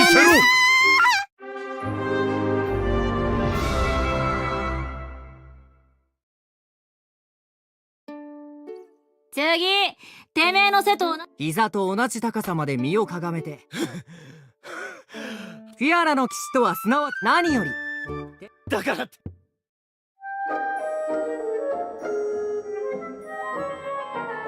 身の程知らずどきやがれ。そんなものか。第三の弟が。君と僕の絆の勝利だぜ。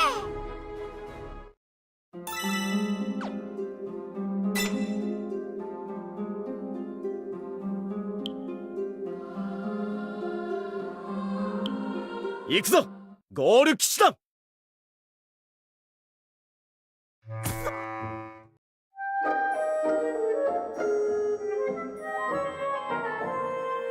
食らい尽くす。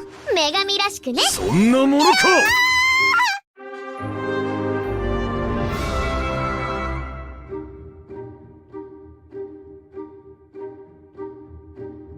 歌って踊って戦える。星々に輝覚えきを。てみせろ。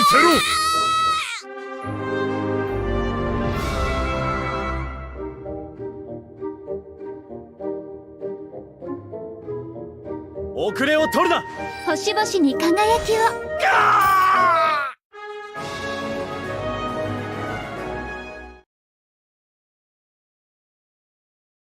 じゃ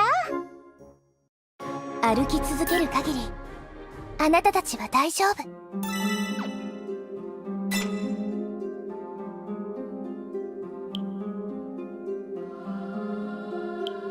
女神の意志だ。死ね。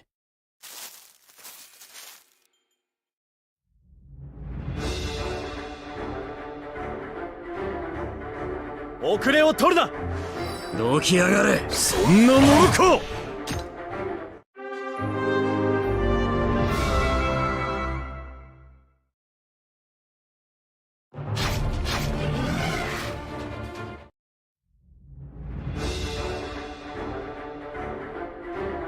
遅れを取るな。変わった浴衣ですね。覚えてみせろ。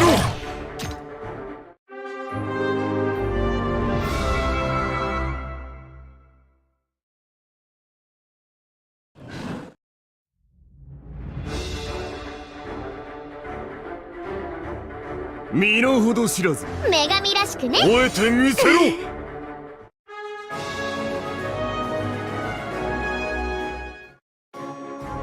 もうどこ見てるんですか。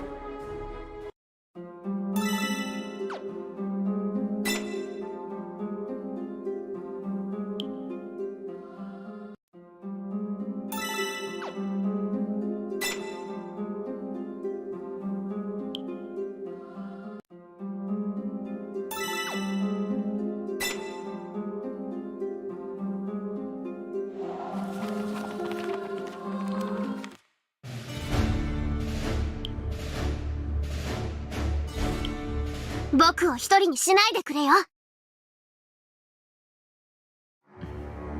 ゴール。途絶えていたラザルの方、どこに潜伏していたかは書かれていないが、予定通り国境沿いのガルヌアに迫っているとのことだ。行くぞ。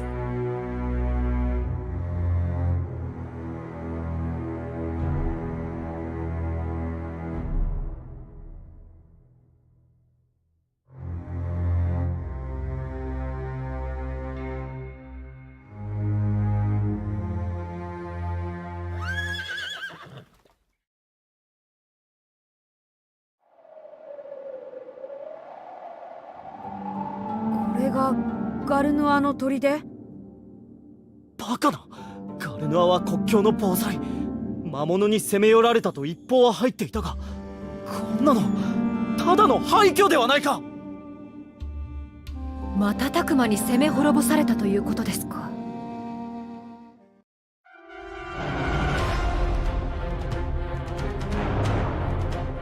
歌って踊って戦える。女神らしくね。撫でただけだぞ。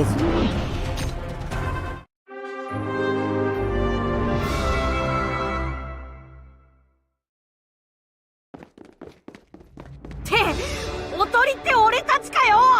確かに志願したけどさ。よその騎士まで顎で使って奴らは悪魔か。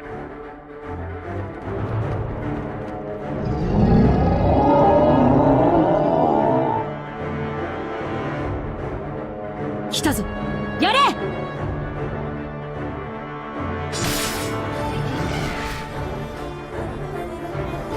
リム、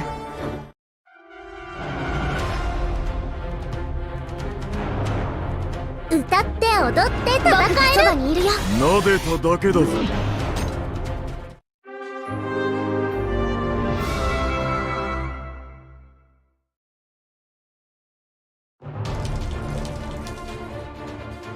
リム、ちゃんと魔法の水は巻いてるか。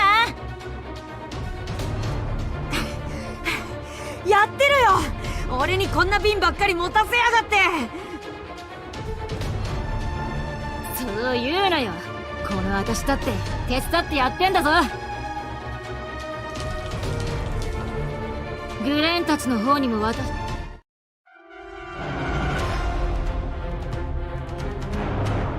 食らい尽くす。変わった浴衣ですね。撫でただけだぞ。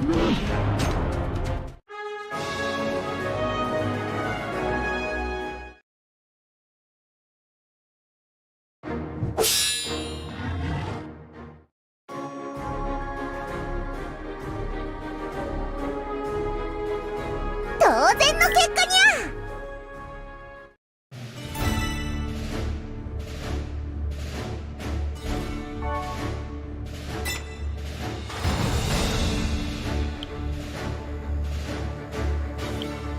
僕を一人にしないでくれよ。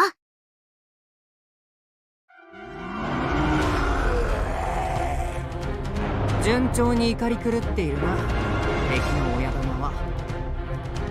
開戦から一刻、我々だけでも100は送りました。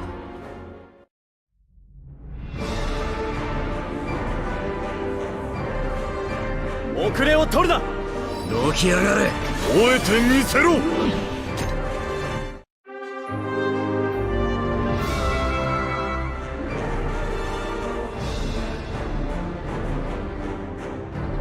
歌って踊って戦えることですね。吠えてみせろ。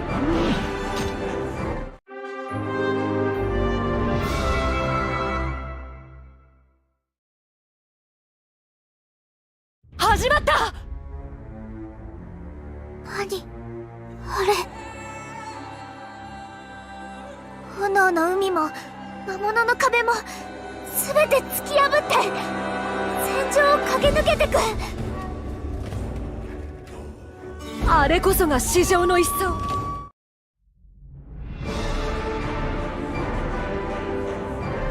身の程知らず。何をちんたらして。吠えてみせろ。お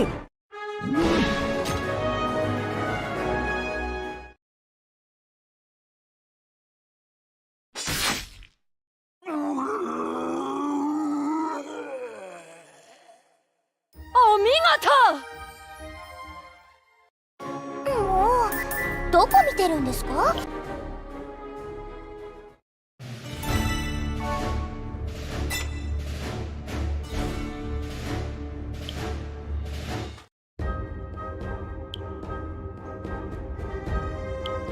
女神の意志だ。死ね。歌って踊って戦える。僕そばにいるよ。吠えてみせろ。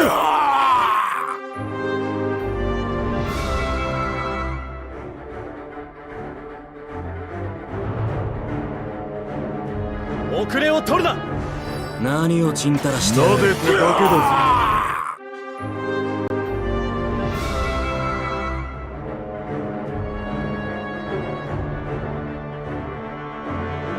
身の程知らず。どきやがれ。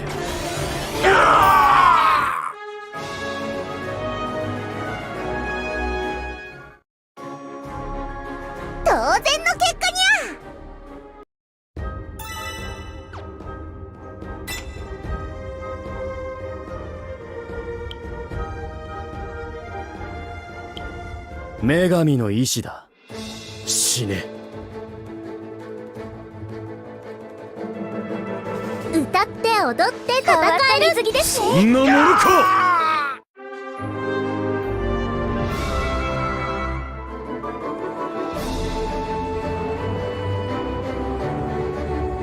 遅れを取るな。何をちんたらしてやる。吠えてみせろ。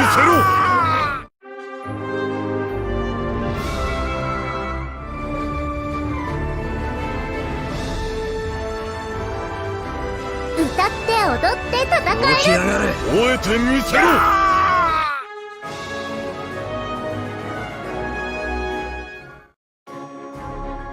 次だ。さっさと行くぞ。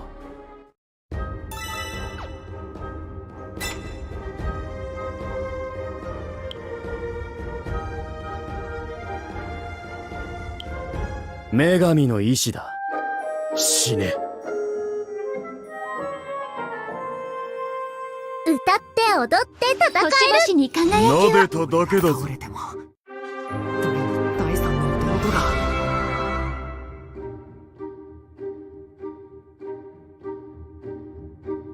歌って踊って戦える。女神らしくね。吠えてみせろ。ではないか。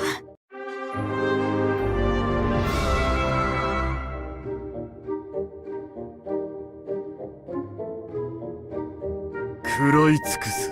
星々に輝きを。そんなものか。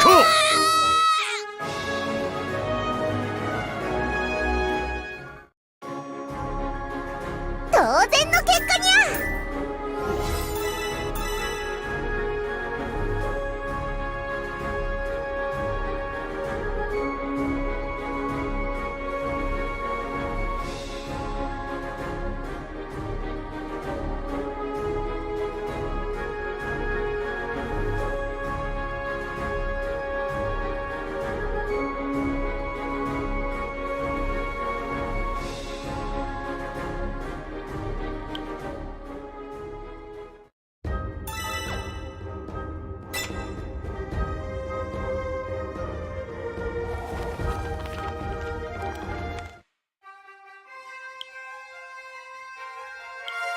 出発ですね。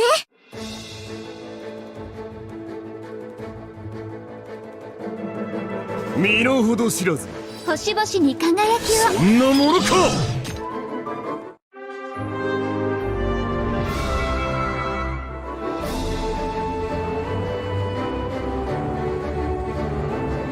歌って踊って戦える。女神らしくね。撫でただけだぞ。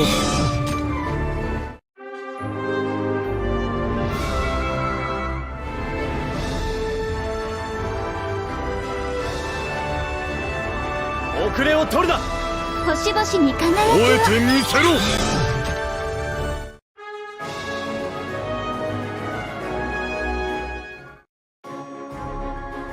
当然の結果にゃ。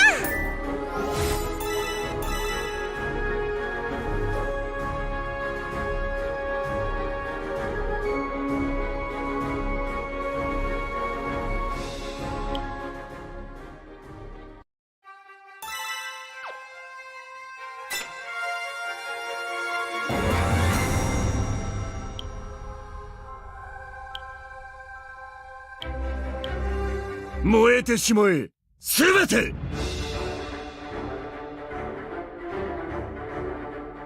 身の程知らず。僕がそばにいるよ。撫でただけだ。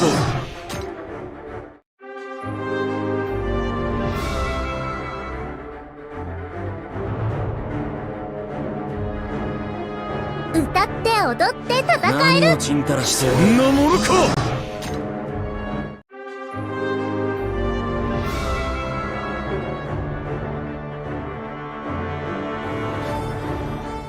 食らい尽くす。くじけず。撫でただけだ。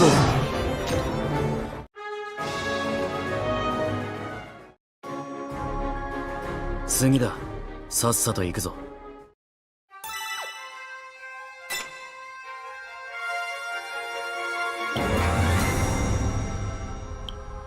お弁当用意してますよ。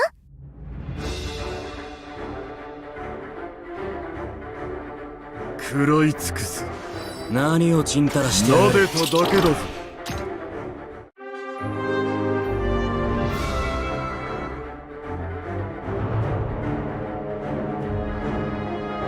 遅れを取るな。どきやがれ。そんなものか。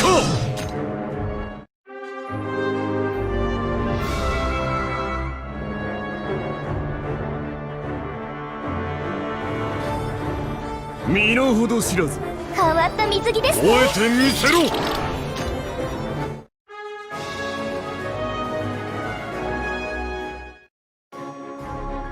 もうどこ見てるんですか？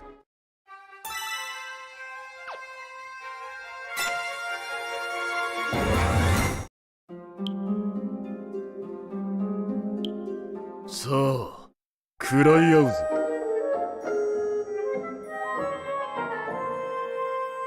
遅れを取るな。どきやがれ。撫でただけだぞ。出てないか。第三の弟が。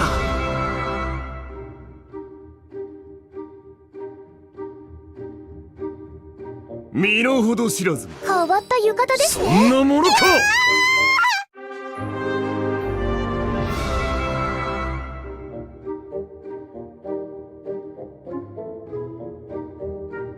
遅れを取るな。女神らしくね。第三の弟が。君と僕の絆の勝利だぜ。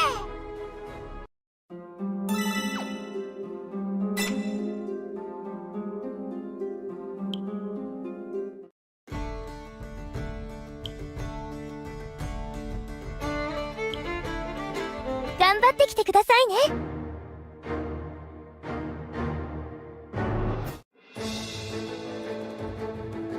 変わった浴衣ですね。撫でただけだぞ。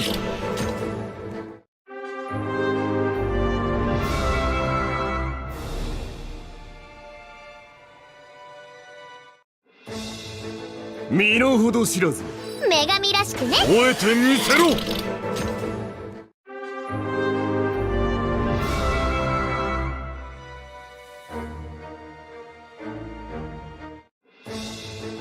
身の程知らず。僕がそばにいるよ。そんなものか。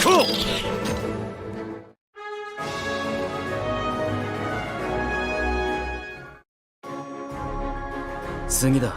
さっさと行くぞ。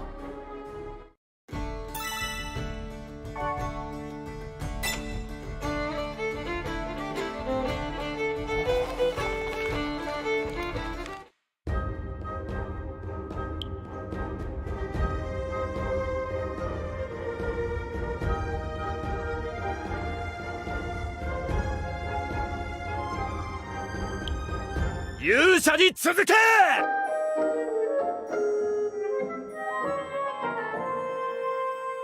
食らい尽くす。くじけず吠えてみせろ。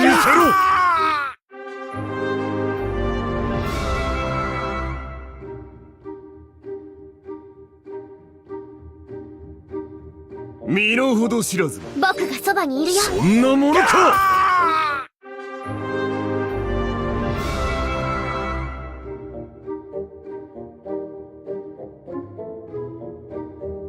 歌って踊って戦える。星々に輝きを。そんなものか。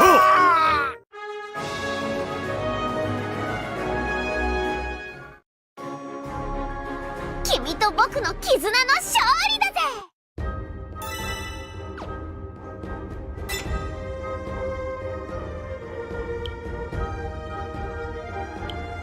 勇者に続け。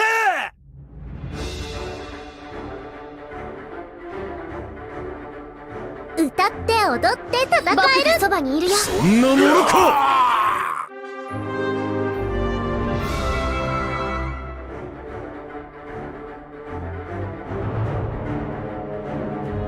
食らい尽くす。星々に輝きを。そんなものか。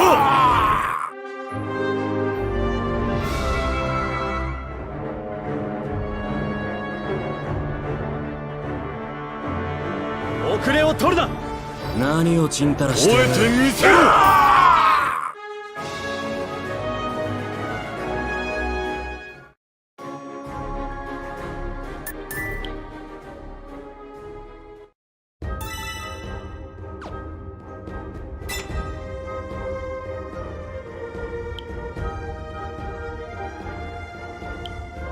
星屑の加護があらんこと。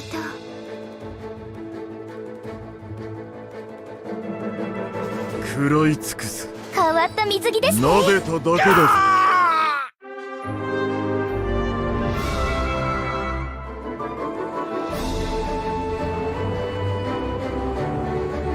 歌って踊って戦える。何をちんたらしてんだ。吠えてみせろ。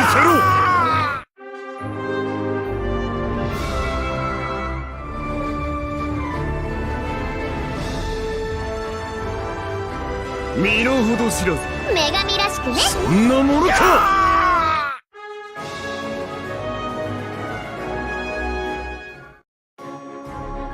もうどこ見てるんですか？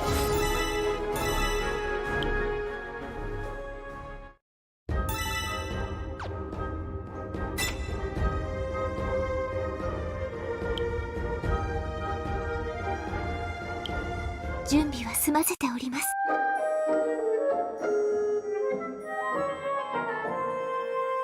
遅れを取るな。変わった浴衣ですね。撫でただけだぞ。倒れても第三の弟が。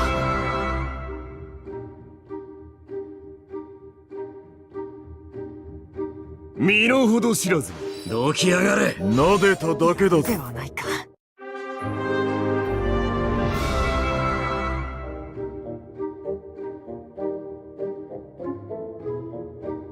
身の程知らず。女神らしくね。そんなものか。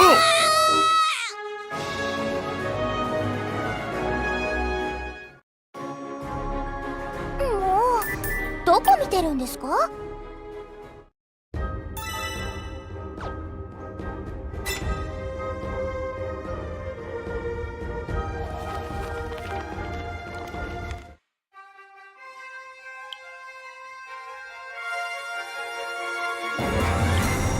迷いながら進みましょ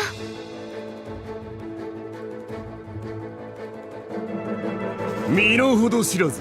僕がそばにいるよ。そんなものか。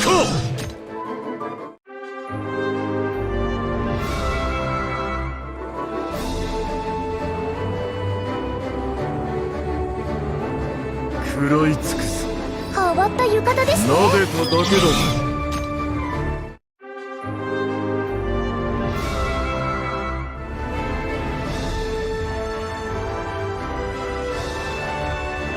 食らい尽くす。変わった水着ですね。そんなものか。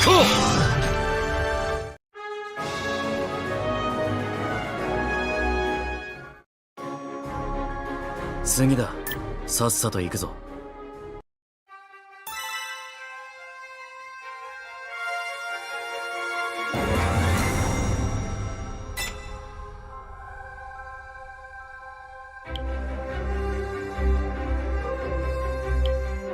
迷いながら進みましょ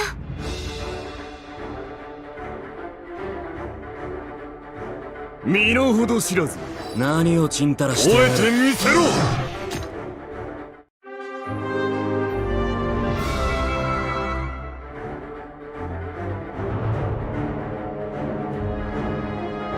遅れを取るな。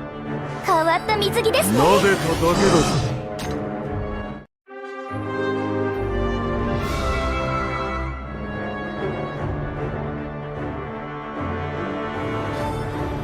歌って踊って戦える。変わった浴衣ですね。そんなものか。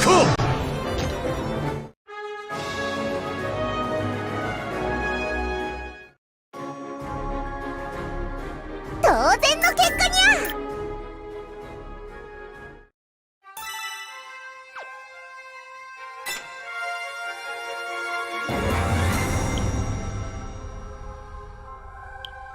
さあ食らい合うぞ。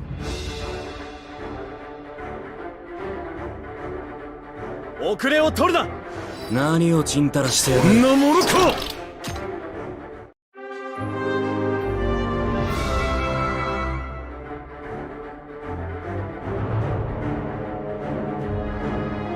身の程知らず。変わった水着ですね。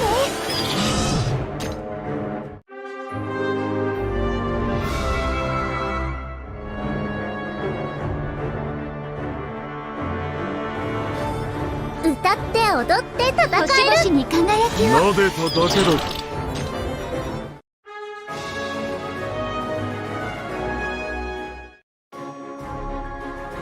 然の結果にゃ。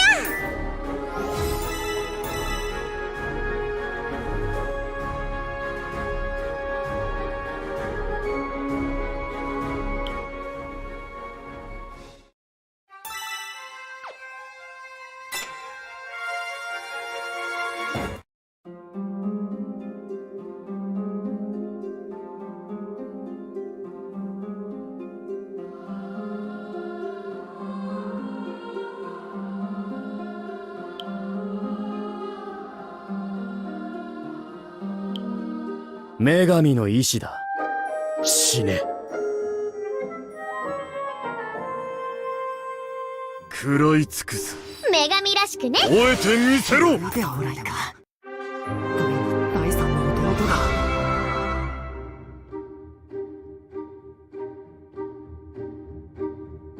歌って踊って戦える。何をちんたらして撫でただけだ。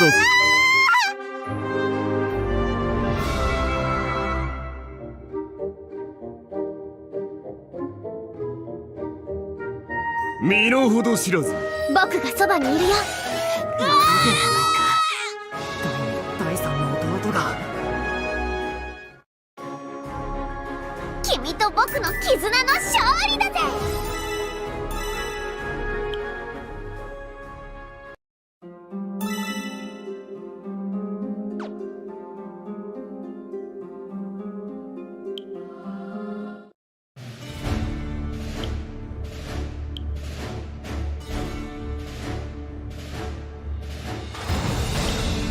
迷いながら進みましょう。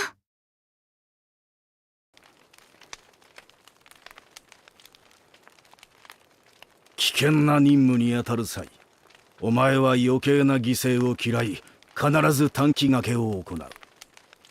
それでも常ならば背後をつけなかっただろうが、ひしめく魔物の雄たけびに炎のうなり声、これらが俺の気配を隠した。お前の無謀な作戦に感謝しよう。しかし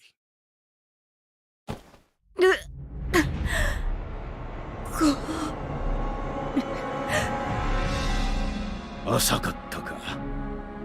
獣のごとき本能で獅子の一撃を避けるとは。お前はやはり脅威の槍そのものだ、フィアナ。いけない、助けないと。かかれ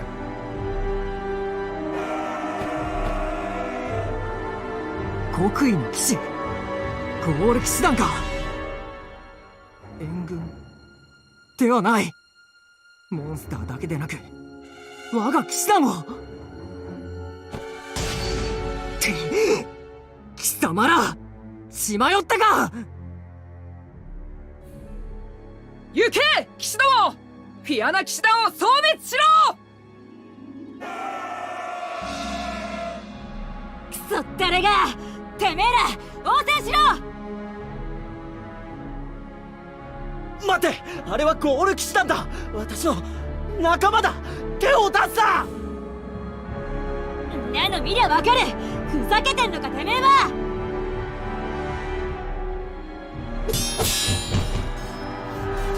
殺しに来てるのはてめえのお仲間の方だろうが、無抵抗であたしらに死ねっていうのか。それはフィアナ、フィアナ。リム、行くな。くそ、オーラル、マーナ、ここは任せるぞ。行かせん。てめえ、ゴールの分団長か。パリファさん、やめてください。どういうことですか。なぜフィアナ騎士団に襲撃する真似を。ラザルか。こいつらフィアナ騎士団には国家内乱罪の容疑がかけられている。内乱罪？いえ、自分が監視していた限りそのような素振りはありませんでした。報告もしていたはず。我々が独自に調査した状況証拠によって確定となった。歯向かうな、ラザル。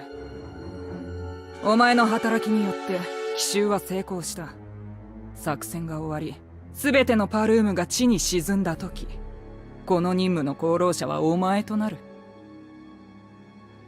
まさか騎士団の居場所を逐一知らせよという命令は。私は初めからこの計画の片棒を担いでいたというのですか。うざってえ仲間割りをしてるんじゃねえ。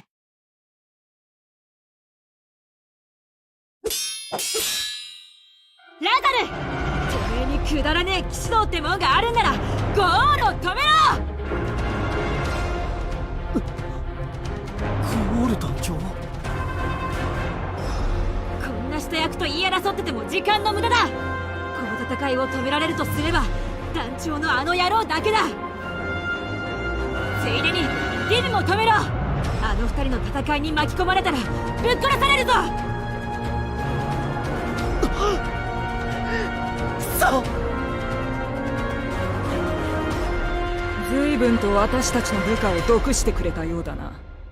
国威を授かっていないとはいえ、ラザル。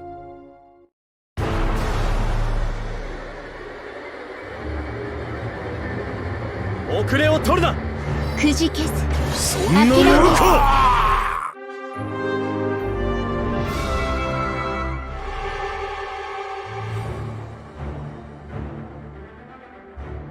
身の程知らず。変わった浴衣ですね。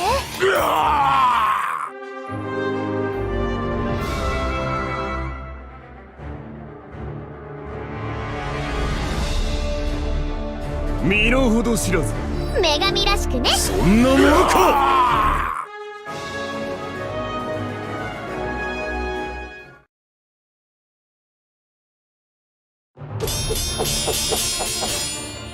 ゴール。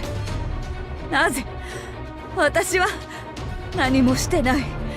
ただ王国の手足として働いてきた。そうまで王は私の命を欲しているというの。亡命だけではない。俺もお前の首が欲しい。俺の腐敗を止めるため、お前という命を摘む必要があるのだ。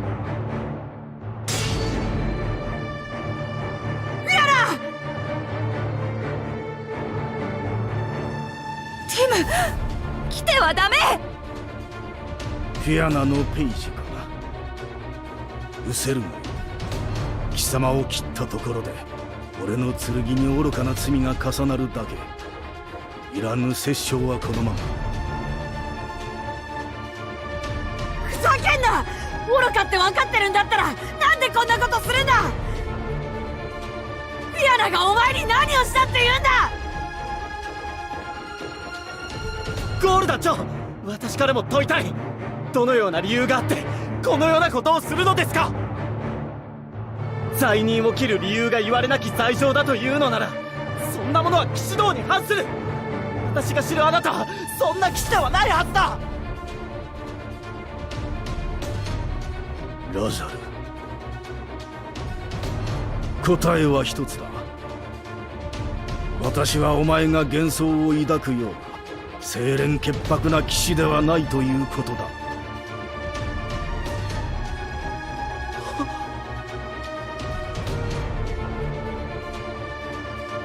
そしてペイジよ、俺とフィアナが殺し合うにふさわしい因縁がそんなにも必要か。当たり前だ。わけのわからない理由でフィアナを殺されてたまるか。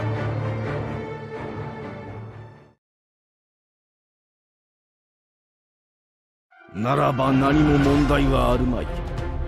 俺はフィアナの父親を殺した仇だ。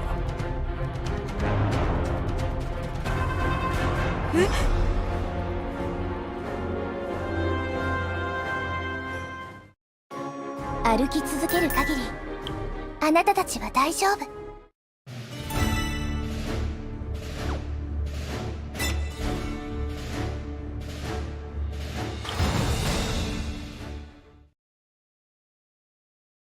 コーマック王国には2つの騎士団があった。一つは俺たちのゴール騎士団、そしてもう一つはフィアナ騎士団の前身マクール騎士団。13年前、俺はフィアナのジップであり団長だったマクールを撃った。奴は独自にコーマック王への反乱を企てていたんだ。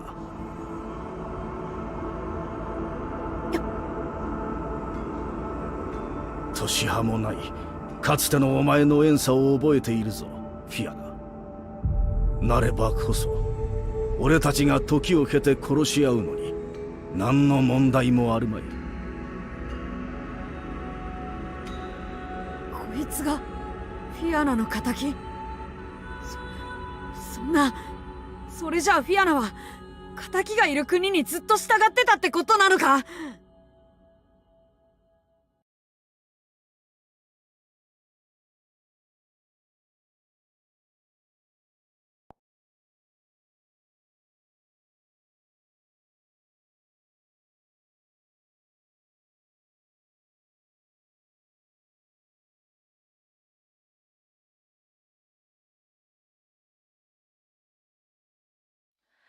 小さき身に誓いを掲げ光垂れとこしえに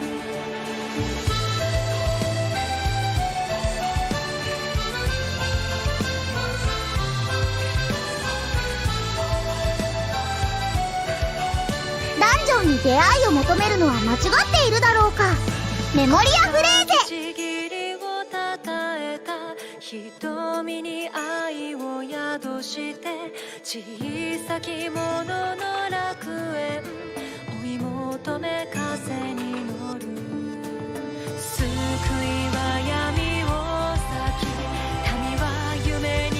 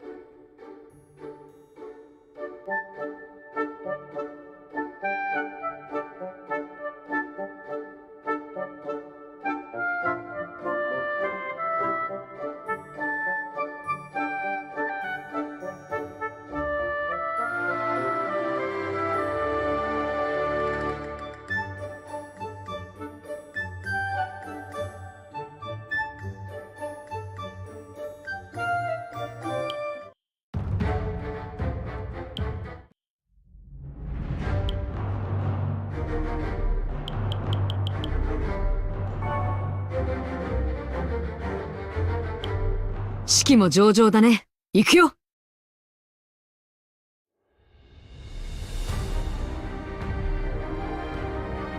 ああ、うるさい。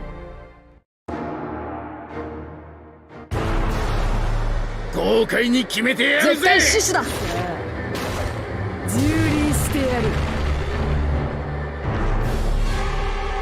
おとなしくしている。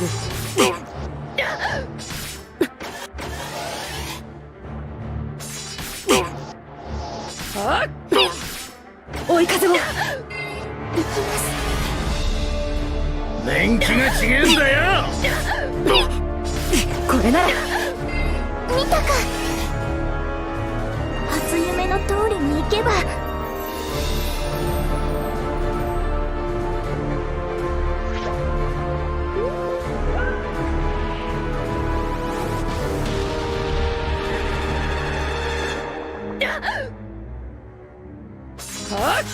年季が違えんだよ。終わ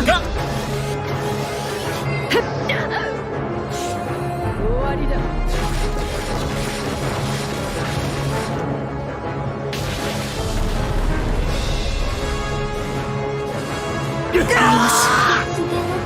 ゆっくり大丈夫。ほっとけない。私申し訳ありません。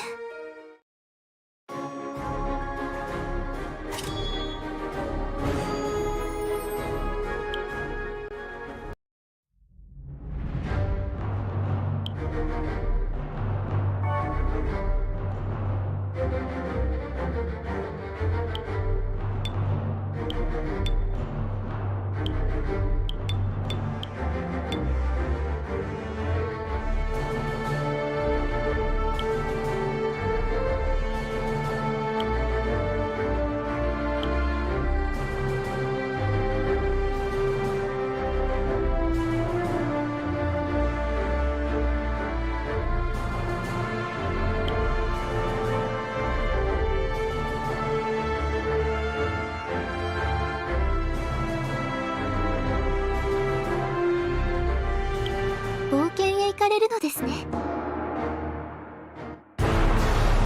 どうかこの歌を気をつけるにゃ。蹂躙してやる。行きます。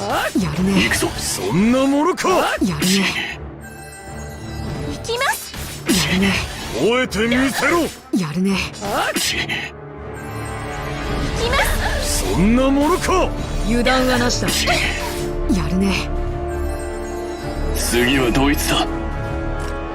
仕掛ける。行くぞ。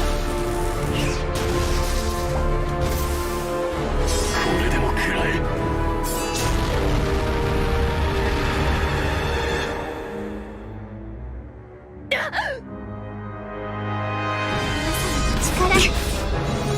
なでただけだ。ゴブリン。ゆっくり休んでね。なんて。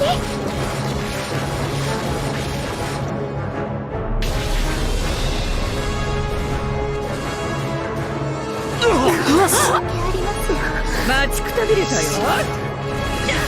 くそ誰め。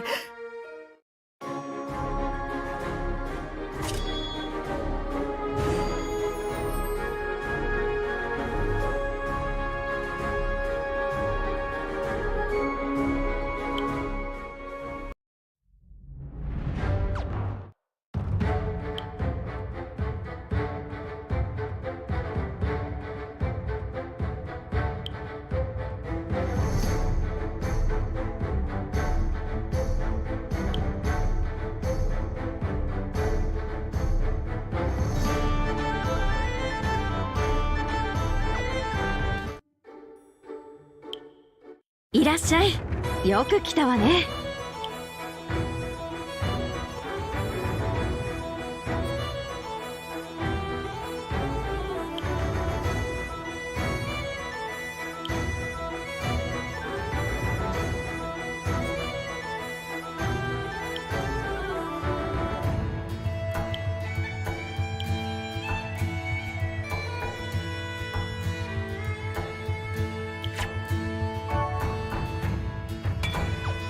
なかなかの出来栄えね。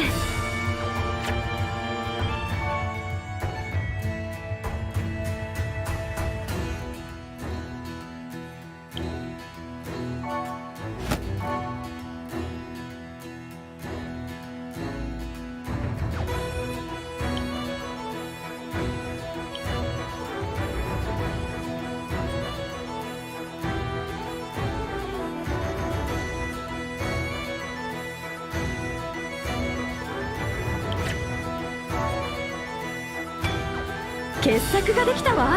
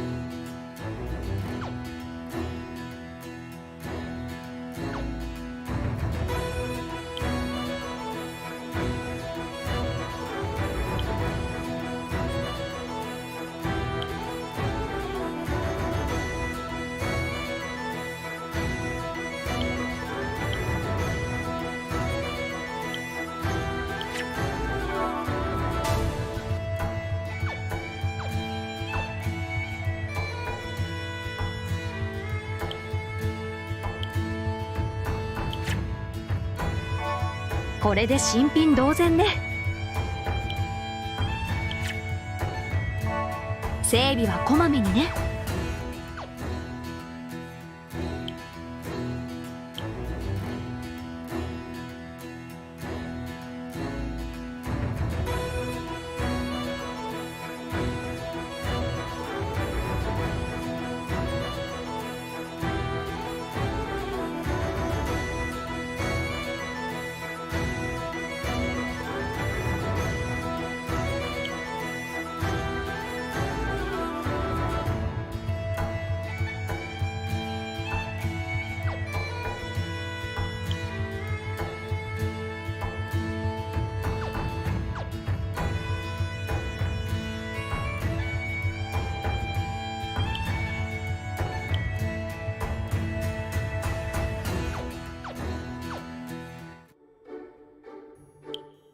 いらっしゃいませ。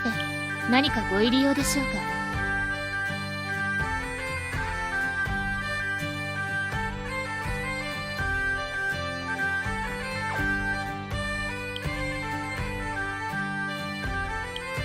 騎士たる者、相応の対価を払え。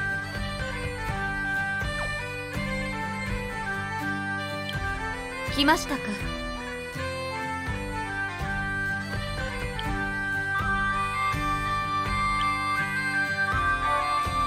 また走らされる。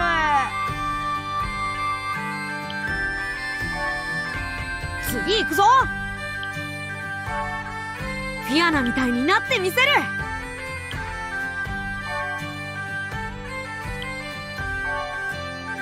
諦めるか。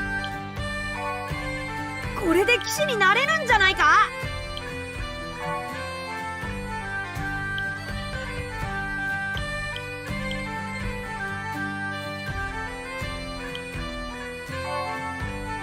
次行くぞ。来ましたか。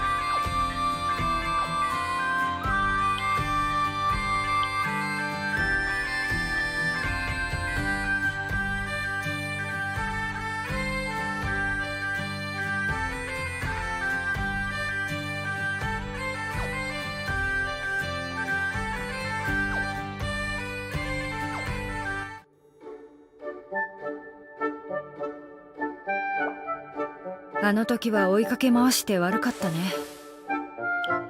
追われる側の気持ちは痛いほどわかるってのに。ベートローガのかっこよさがわかる？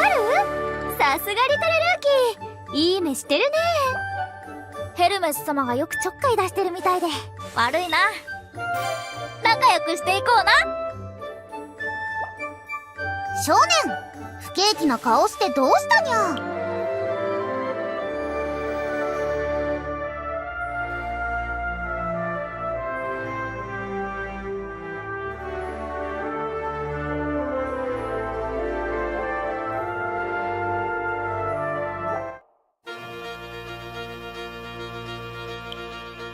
アイテム交換がご希望ですか？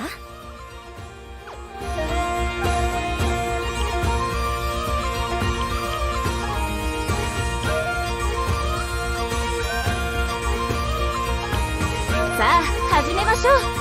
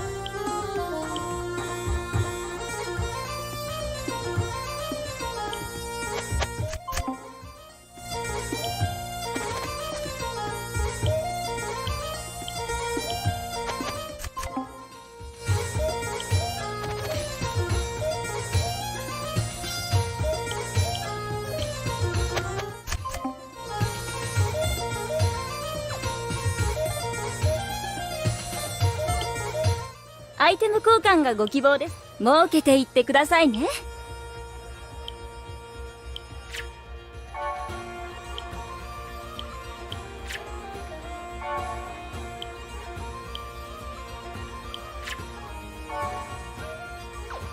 気になるアイテムはございますか？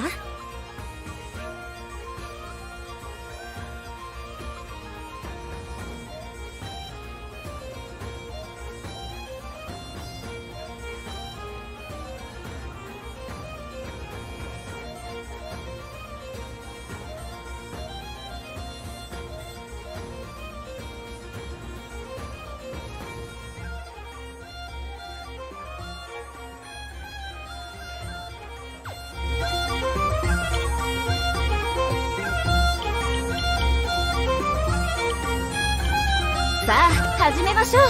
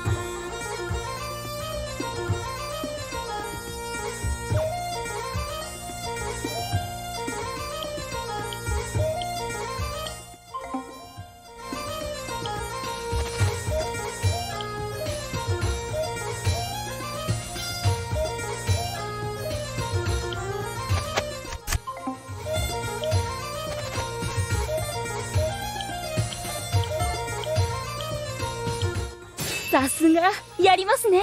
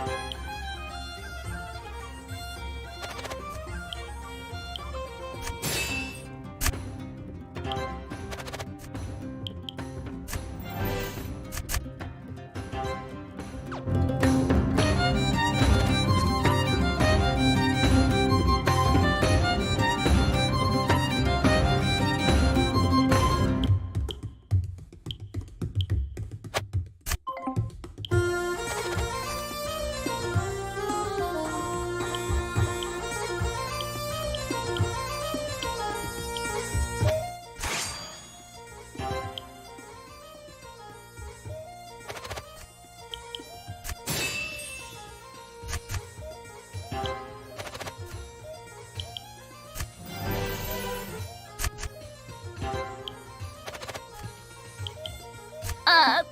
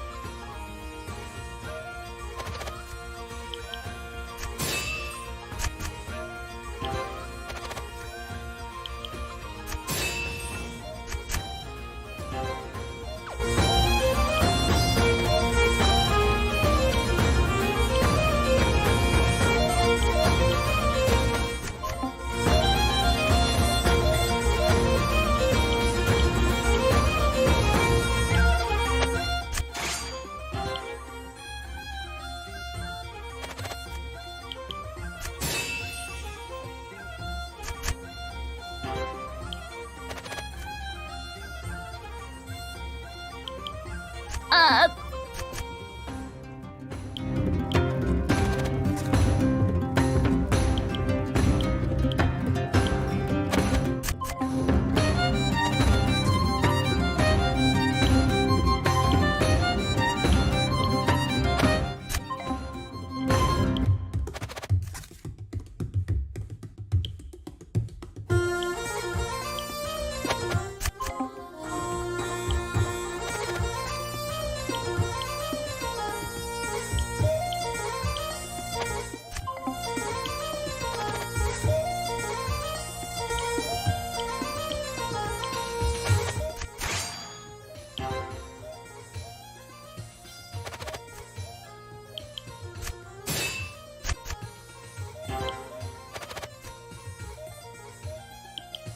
あ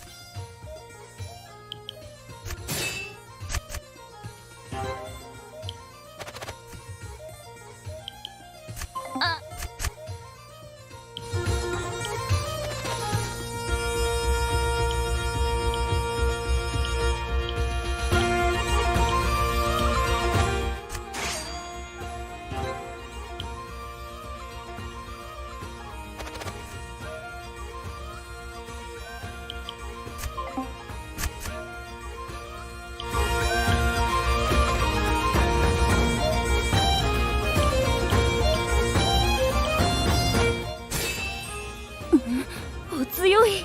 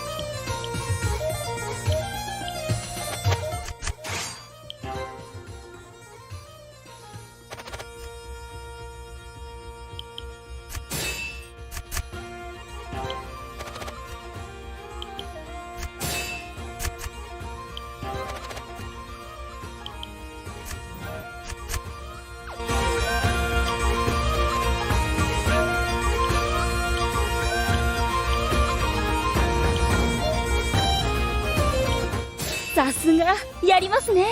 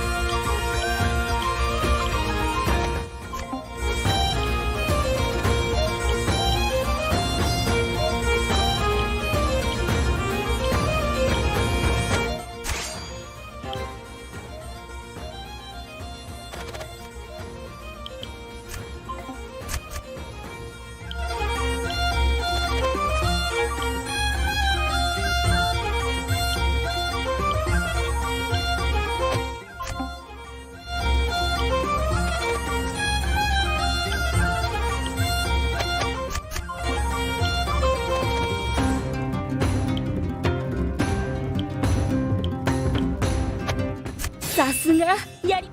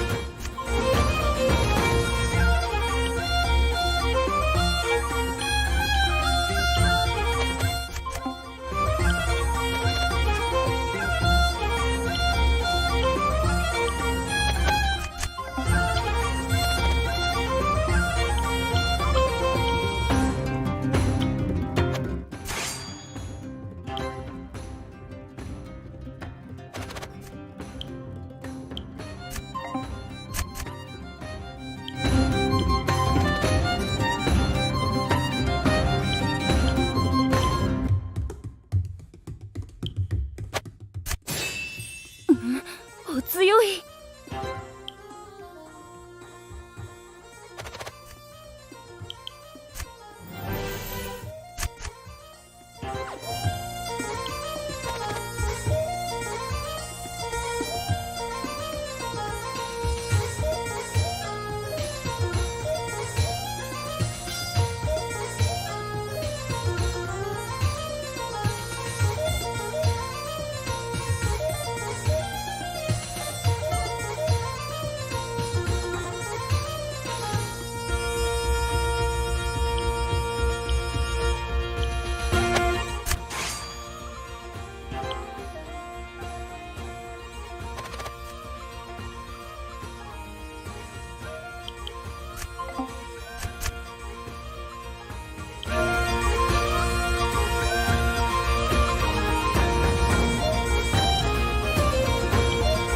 気になるアイテムはございますか？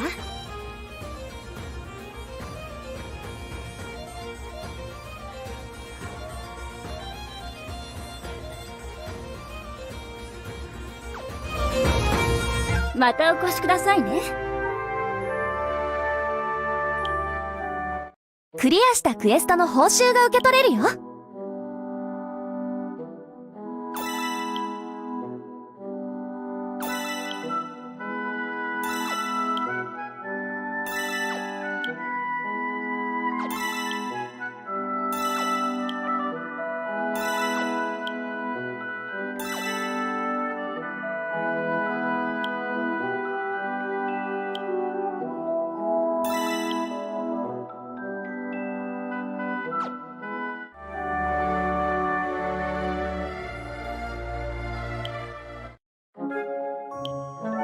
お昼寝しようかな。センターって結局何？ベルたちを倒せばいいの？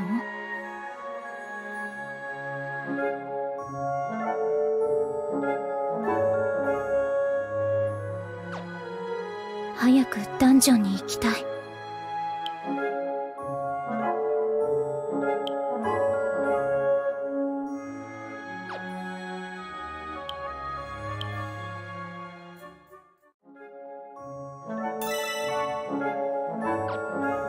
お昼寝しようかな。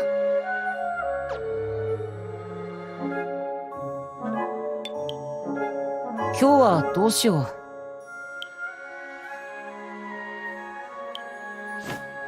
う。魔力が上がりそうな服ですよね。憧れて目指していつか超えられるように。新しい装備ワクワクしますね。憧れて目指しやらなきゃいけないことあったかな。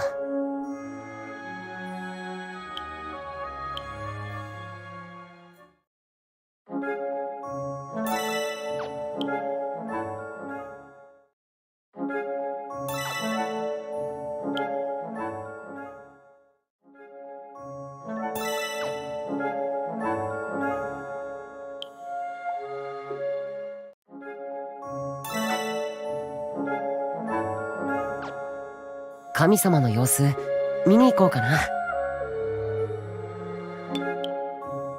お日様ってあったかいね。ベルの匂い、バレンタインの服、ベルにもお日様ってあったかいね。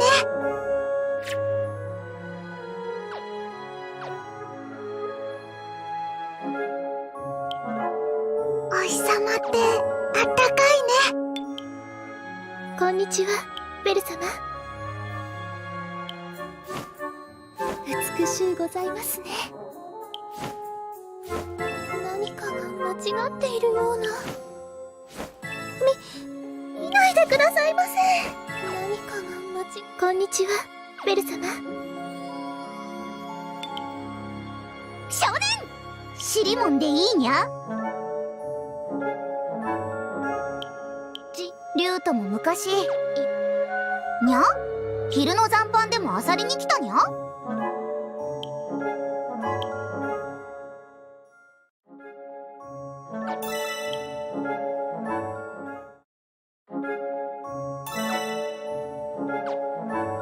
にゃ？昼の残飯でもあさりに来たにゃ？にゃ？昼の残飯でもあさりに来たにゃ？真っ昼間っから何うろうろしてるにゃ？急いでいるようですが休館ですか？極東の文化というより今は休憩中です。ミヤハ様は急いでいるようですが休館ですか？今日も頑張っているようだね。応援しているよ。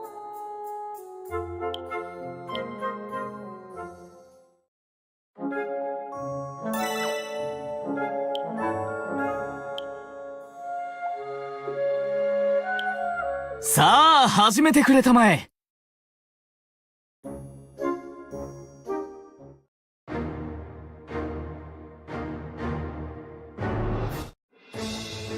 食らい尽くす。どきやがれ。撫でただけだぞ。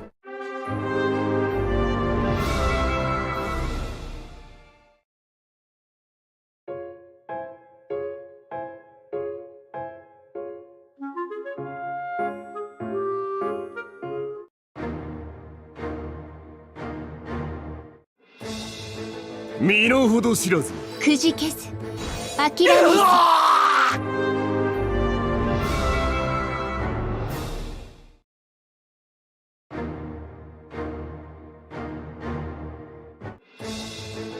歌って踊って戦える。何をちんたらしてやがる。そんなものか。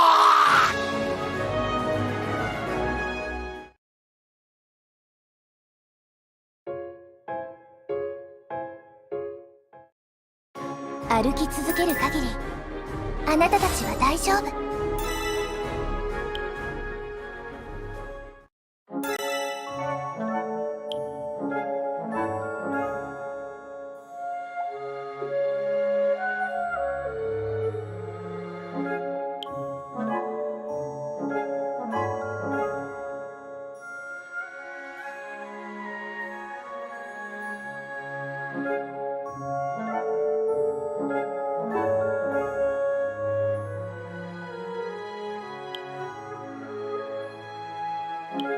さあ始めてくれたまえ。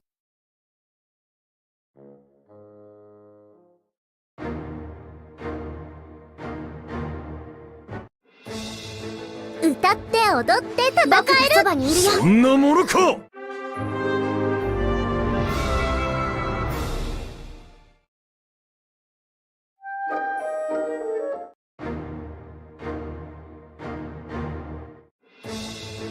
食らい尽くす。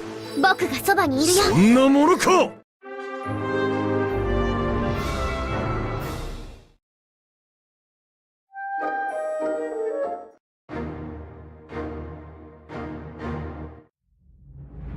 私たちがアイドル。変わった浴衣ですね。覚えてみせろ。私としたことが。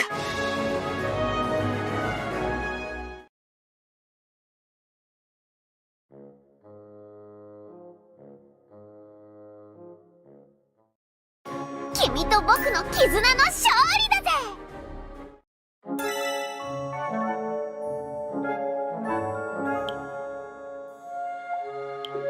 さあ始めてくれたまえ。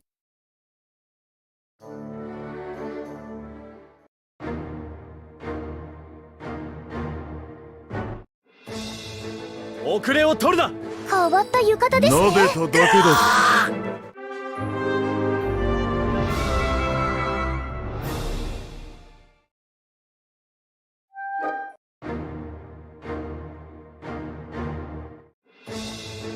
遅れを取るな。どきやがれ。そんなものか。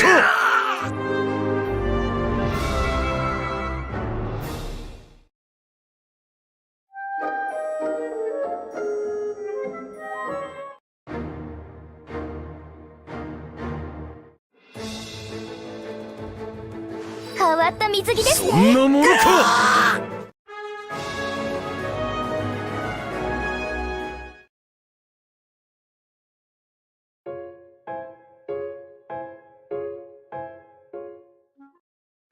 君と僕の絆の勝利だぜ。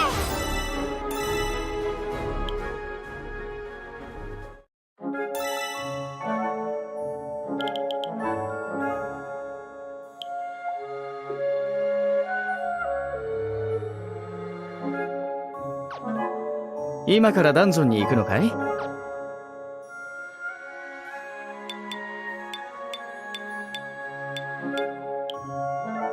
んにちは、クラネルさん。どうかな。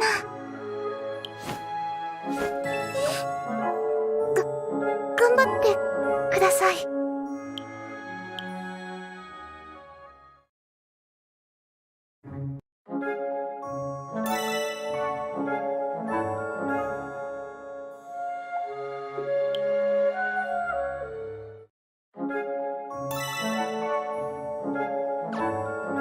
ミコトを見かけませんでしたか？何をやっている？ネフィーヤ以外にユニットを組むことになるとは。前がね。お前は主審の護衛をしなくていいのか？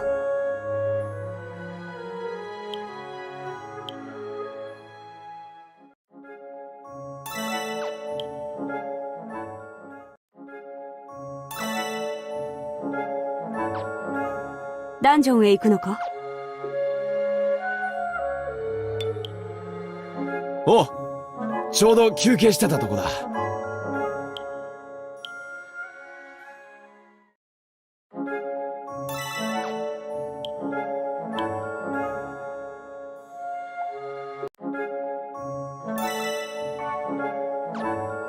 よく来たな。茶でもどうだ？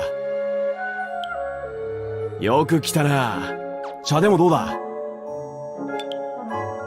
ベルフがいつもお世話になってるわね。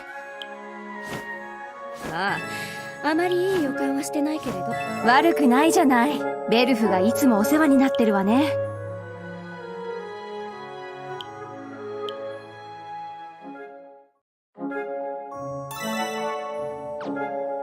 こんなところで何をしてるの？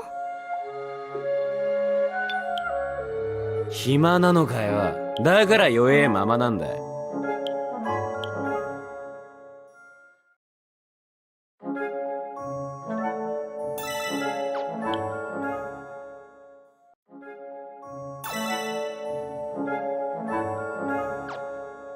別にお前と話すことはねえっての。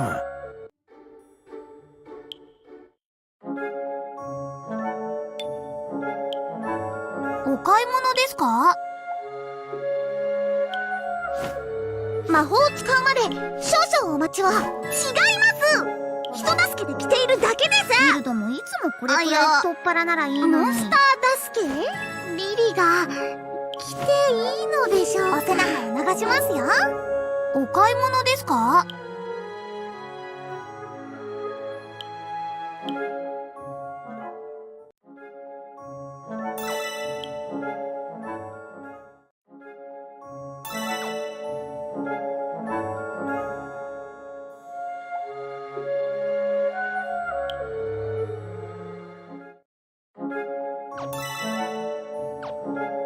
こんにちは。今日は何用ですか？このような上等な衣、思わず高揚してしまいます。には知られたくあり。よければ軽食でも振る舞いましょう。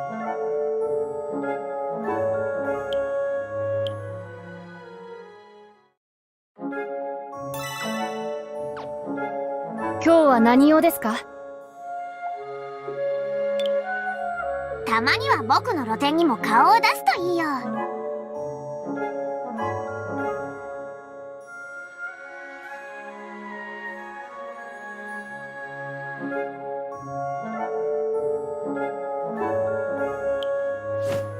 ベルフ君に感謝だね。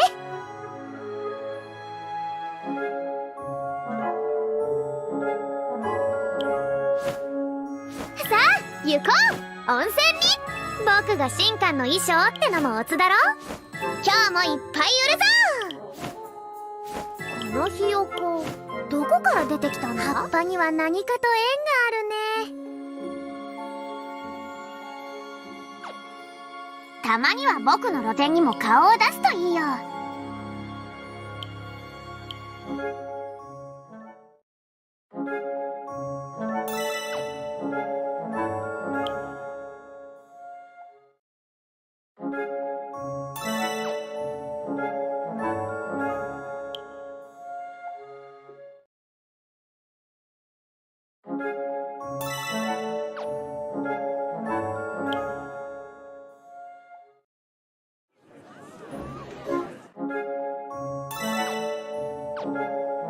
たまには僕の露店にも顔を出すといいよ。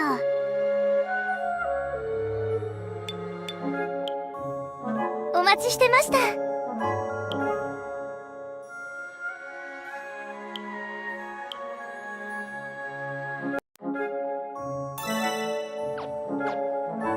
調子はどうですか？こんにちは、ベルク。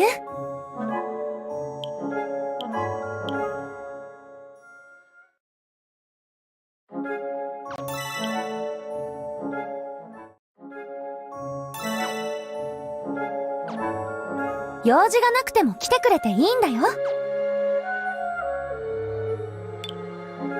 私が戦い方を教えて差し上げましょうか？何を企んでるんですか？周りの視線が。ダンジョンですか？頑張ってください。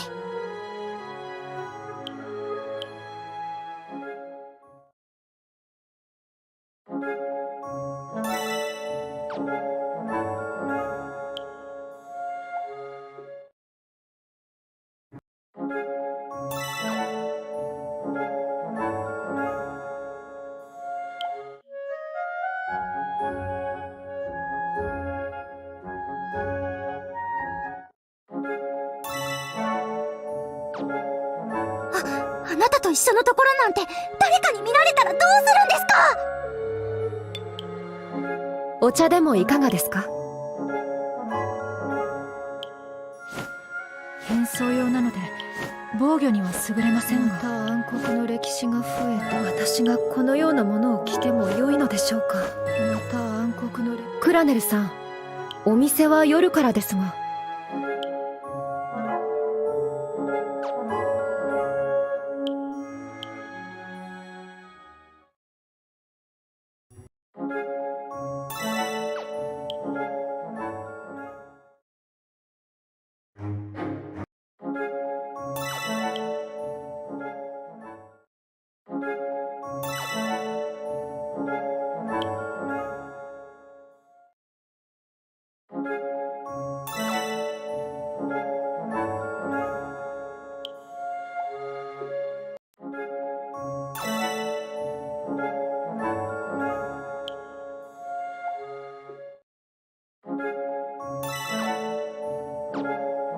お茶でもいかがですか？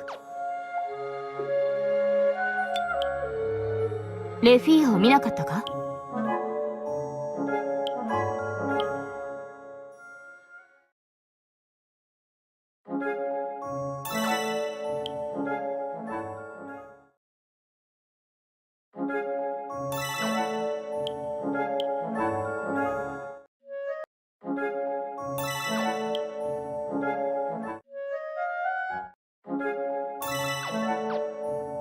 どうした？そんな身構えるな。あ、おとぎ話聞きに来たんだ。私も泳ぎたくなっ。あれ？何やってるの？ね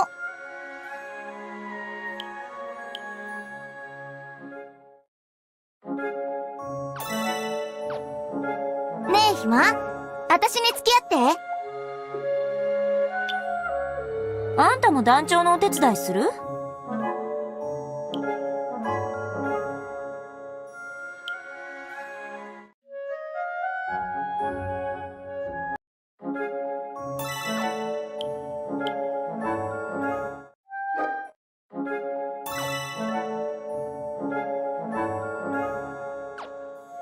何？おいしい話なら聞こうじゃないの。あら、変わったお客様ね。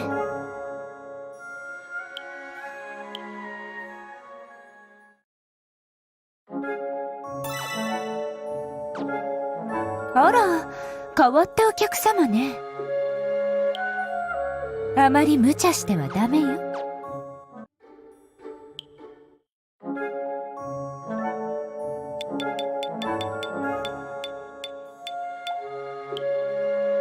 ここに来ること、神ヘスティアは知ってるのかい？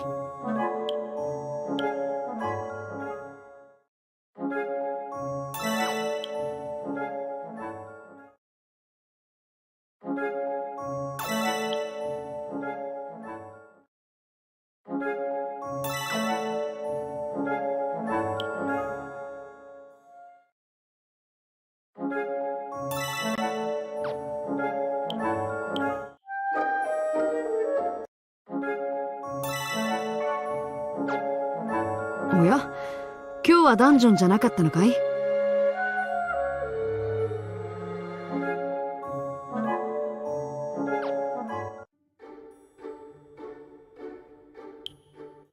っしゃいませ。来てくれたんですね。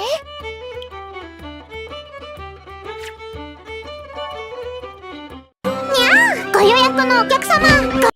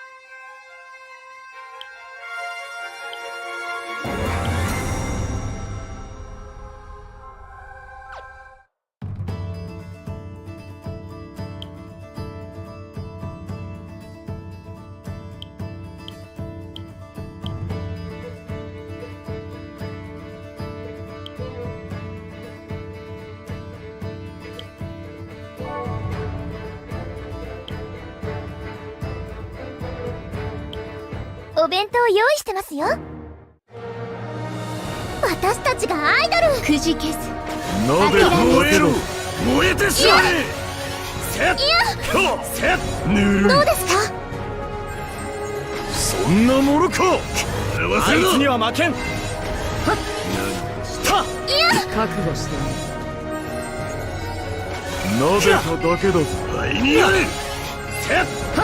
もう大丈夫ですよ。ちょうど腹が減ってきた。そんなものか。ぬるい。いや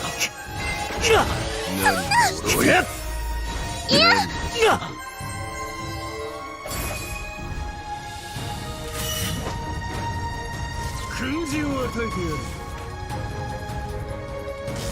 英雄が頼むべきものは悲劇。救いはなく、後に残るは薄汚い灰のみ。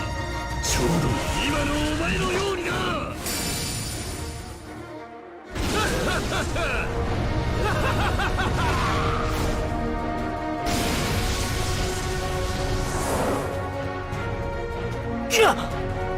そんなものか。行きまーす。そんなものか。災いの炎、すべてを燃やし尽くせ。行きま撫でただけだぜ。はいになれ。ちょうど腹が減った。どうですか。ぬるい。何としてむさぼれ煉獄の使徒、食らえ灼熱の牙。食らい尽くしてそれを拒むというのに。ガキども。ぬるい。もう未熟ではない。さて、ここは私に任せろ。燃えてみせろ。表せろ。おい。覚悟してね。燃えてみせろ。ぬるい。やらせるものだ。絶望がやっつけましょう。ちょうど腹が減って力に燃えてみせろ。む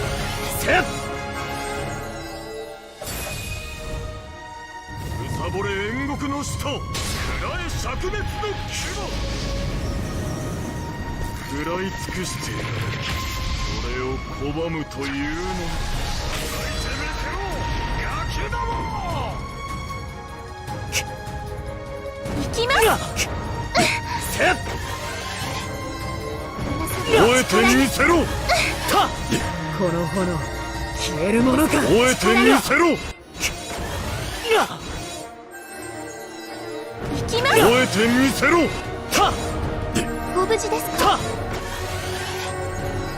行きます。燃えてみせろ。覚悟している。むさぼれ煉獄の使徒、食らえ灼熱の牙。食らい尽くしてそれを拒むというのに。ガキども。これが罰か。力に行きます。燃えてみせろ。行きます。燃えてみせろ。私は騎士だ。燃えてみせろ。撫でただけだぜ。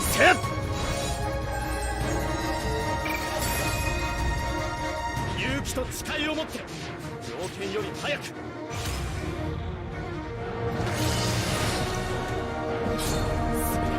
あの誇り高き騎士たちから教わったことだ。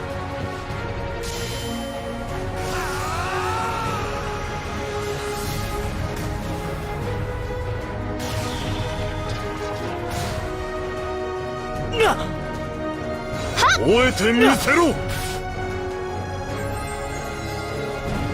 力に私は騎士だ。燃えてみせろ。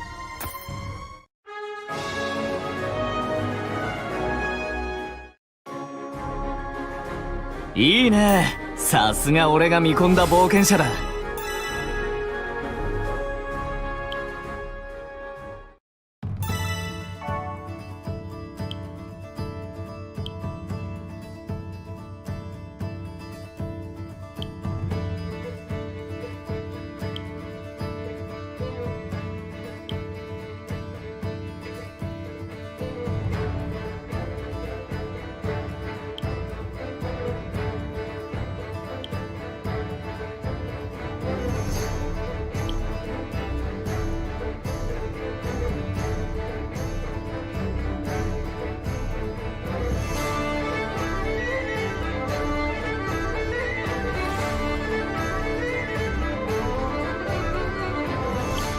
燃えてしまえ全て。何が英雄だ。星々に輝なきを。ぜかだけだ。災いの炎全てを燃やし尽くせ。私は騎士だ。どうですか。そんなものか。笑わせるな。剣で汚れは尽きぬ。この炎いきま消えるものか。なでただけだ。笑わせるな。せっちょうどもう大丈夫ですよ。燃えてみせろ。燃えろ。燃えてしまえ。いきま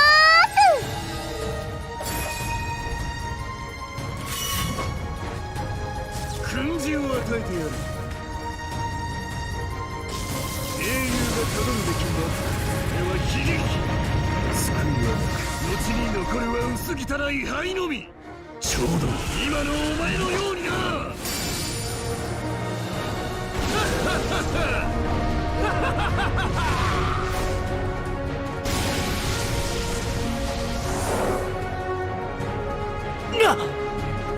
なでただけだぞ。いやせっ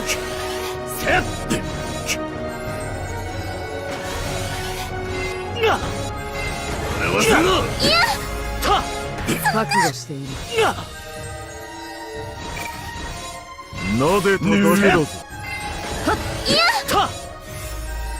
この程度。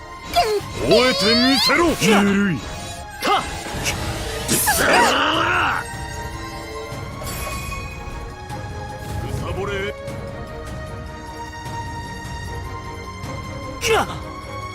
バカめ。絶望をやっつけましょう。行くぞ。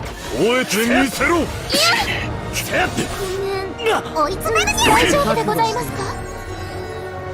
すぐになでただけだぞ。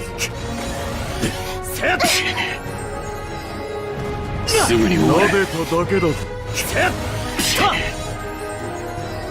すまん、助かる。勇気と力。行きます。すぐに終え。燃えてみせろ。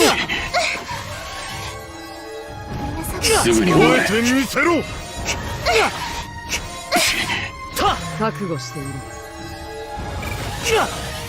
なでただけだぞ。ご無事ですか。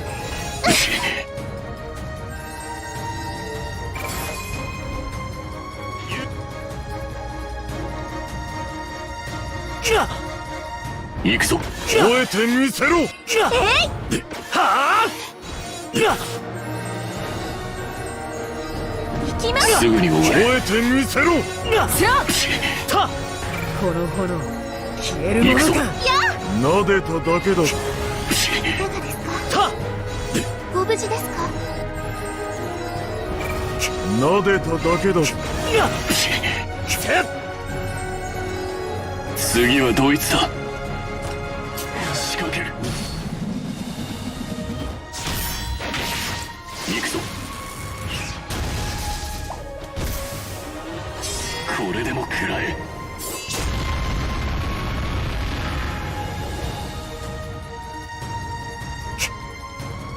皆さんの力に。私は騎士だ。行きます。すぐになでただけだ。いかがですか。いかがですか。この炎消えるものか。クソくなでただけだぞ。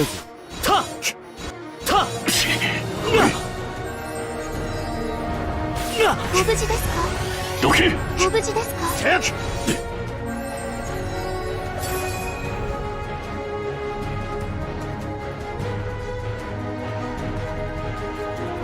すぐになでただけだぞ。あいつには負けん。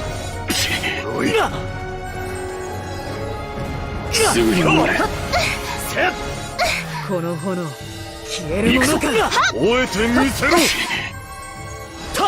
すまん、助かる。この程度。燃えてみせろ。いかがですか。次はドイツだ。仕掛ける。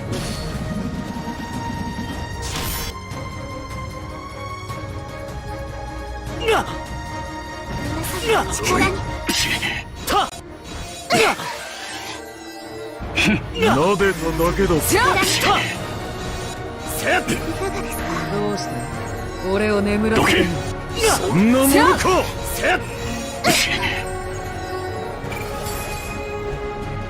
むさぼれ煉獄の使徒、苗灼熱の。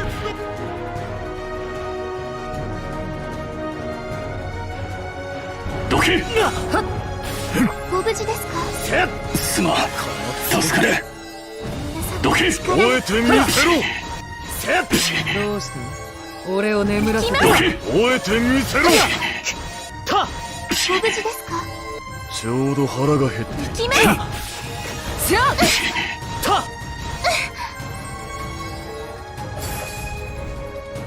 勇気と誓いを持って行きます。仕掛ける。私は騎士だ。行きます。どけ。この炎消えるものだ。行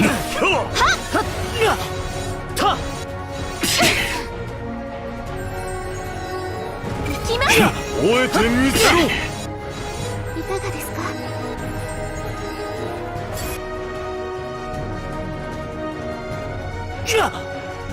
行きます。どけ。撫でただけだ。剣で皆様の力にどうして俺を眠らせてみる？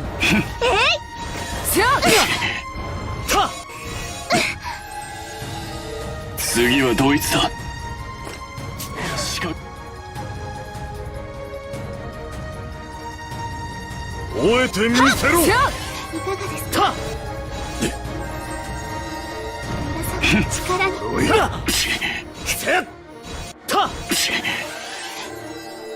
きます。吠えてみせろ。どうして俺を眠らせてみる？どけ。そんなものか。すまん、助かる。次はドイツだ。行きます。いかがですか？どけ。皆様のそんなものか。仕掛ける。この炎消えるものか。仕掛ける。そんなものか。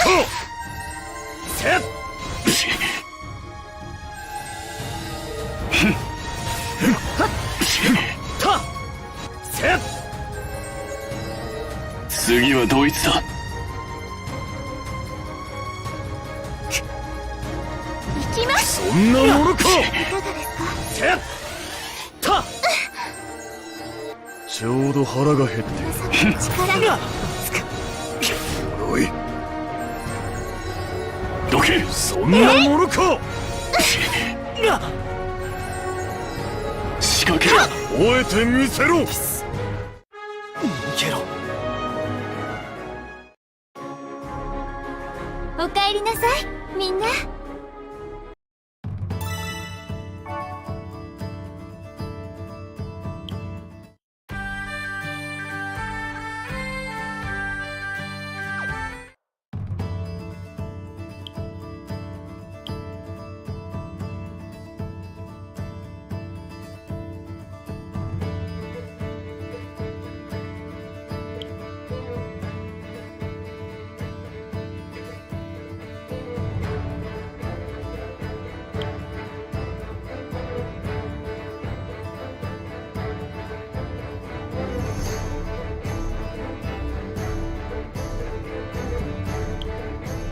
英雄とは呪いだ。俺の食材は終わって女いない。神らしくね。なでただけだ。燃えてしまえ。笑わせるな。そんなものか。燃えろ。燃えてしまえ。もう大丈夫ですよ。ちょうど腹が減って行きまーなでただけだぞ。ぬるい。私は騎士だ。す。いや、吠えてみせろ。笑わせるな。いや、セットか。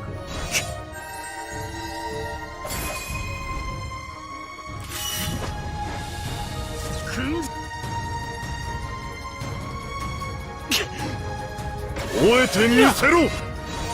せやあいつには負けん。いや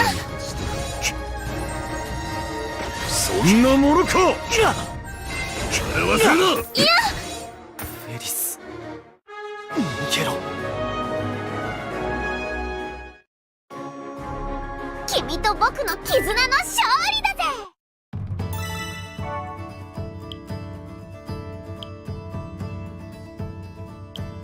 さあ行くにゃ。私たちがアイドル、星々に輝なきを。でかだけだ。どうですか。そんなものか。災いの炎、すべてを燃やし尽くせ。もう大丈夫ですよ。程度俺を眠らせてみる。なでただけだぞ。私の前に立つ。いやちょうど腹が減ってなでただけだ。フェリス逃げろ。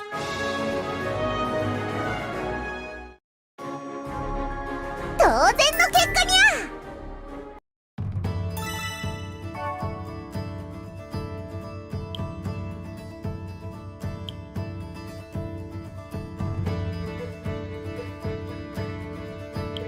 さあ食らい合うぞ。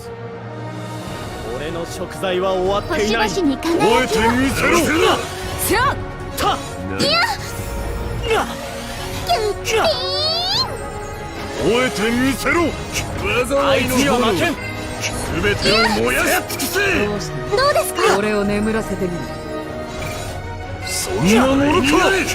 たしゃいやた行きまーそんなものか。ぬるい。たす。いや何キュッキーン。勇気と誓いを持って条件より早く。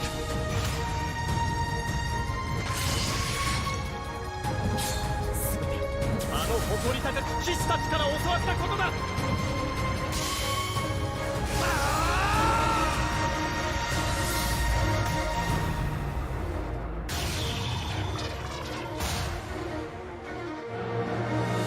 そんなものか。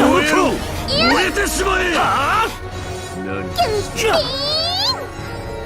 なでただけだぞ。私の前に立どうしたどうですか。俺を眠らせてみる。行きまつ。そんなものか。バカ。逃げろ。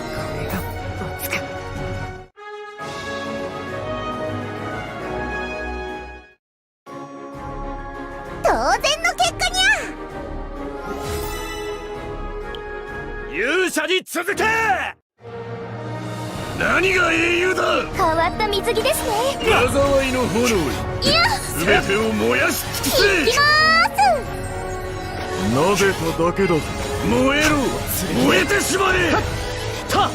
もう大丈夫ですよ。程度俺を眠らせてみる。行きなまーでただけだぞ。ぬるい。す。いやたキュッ覚えてみせろ。ぬるい。いや何かしたか。勇気と誓いを持って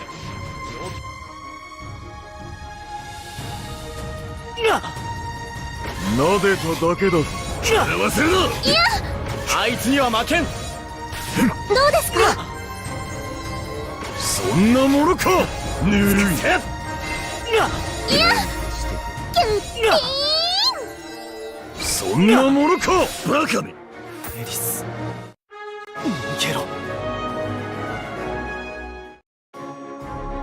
君と僕の絆の勝利だぜ。女神の意志だ。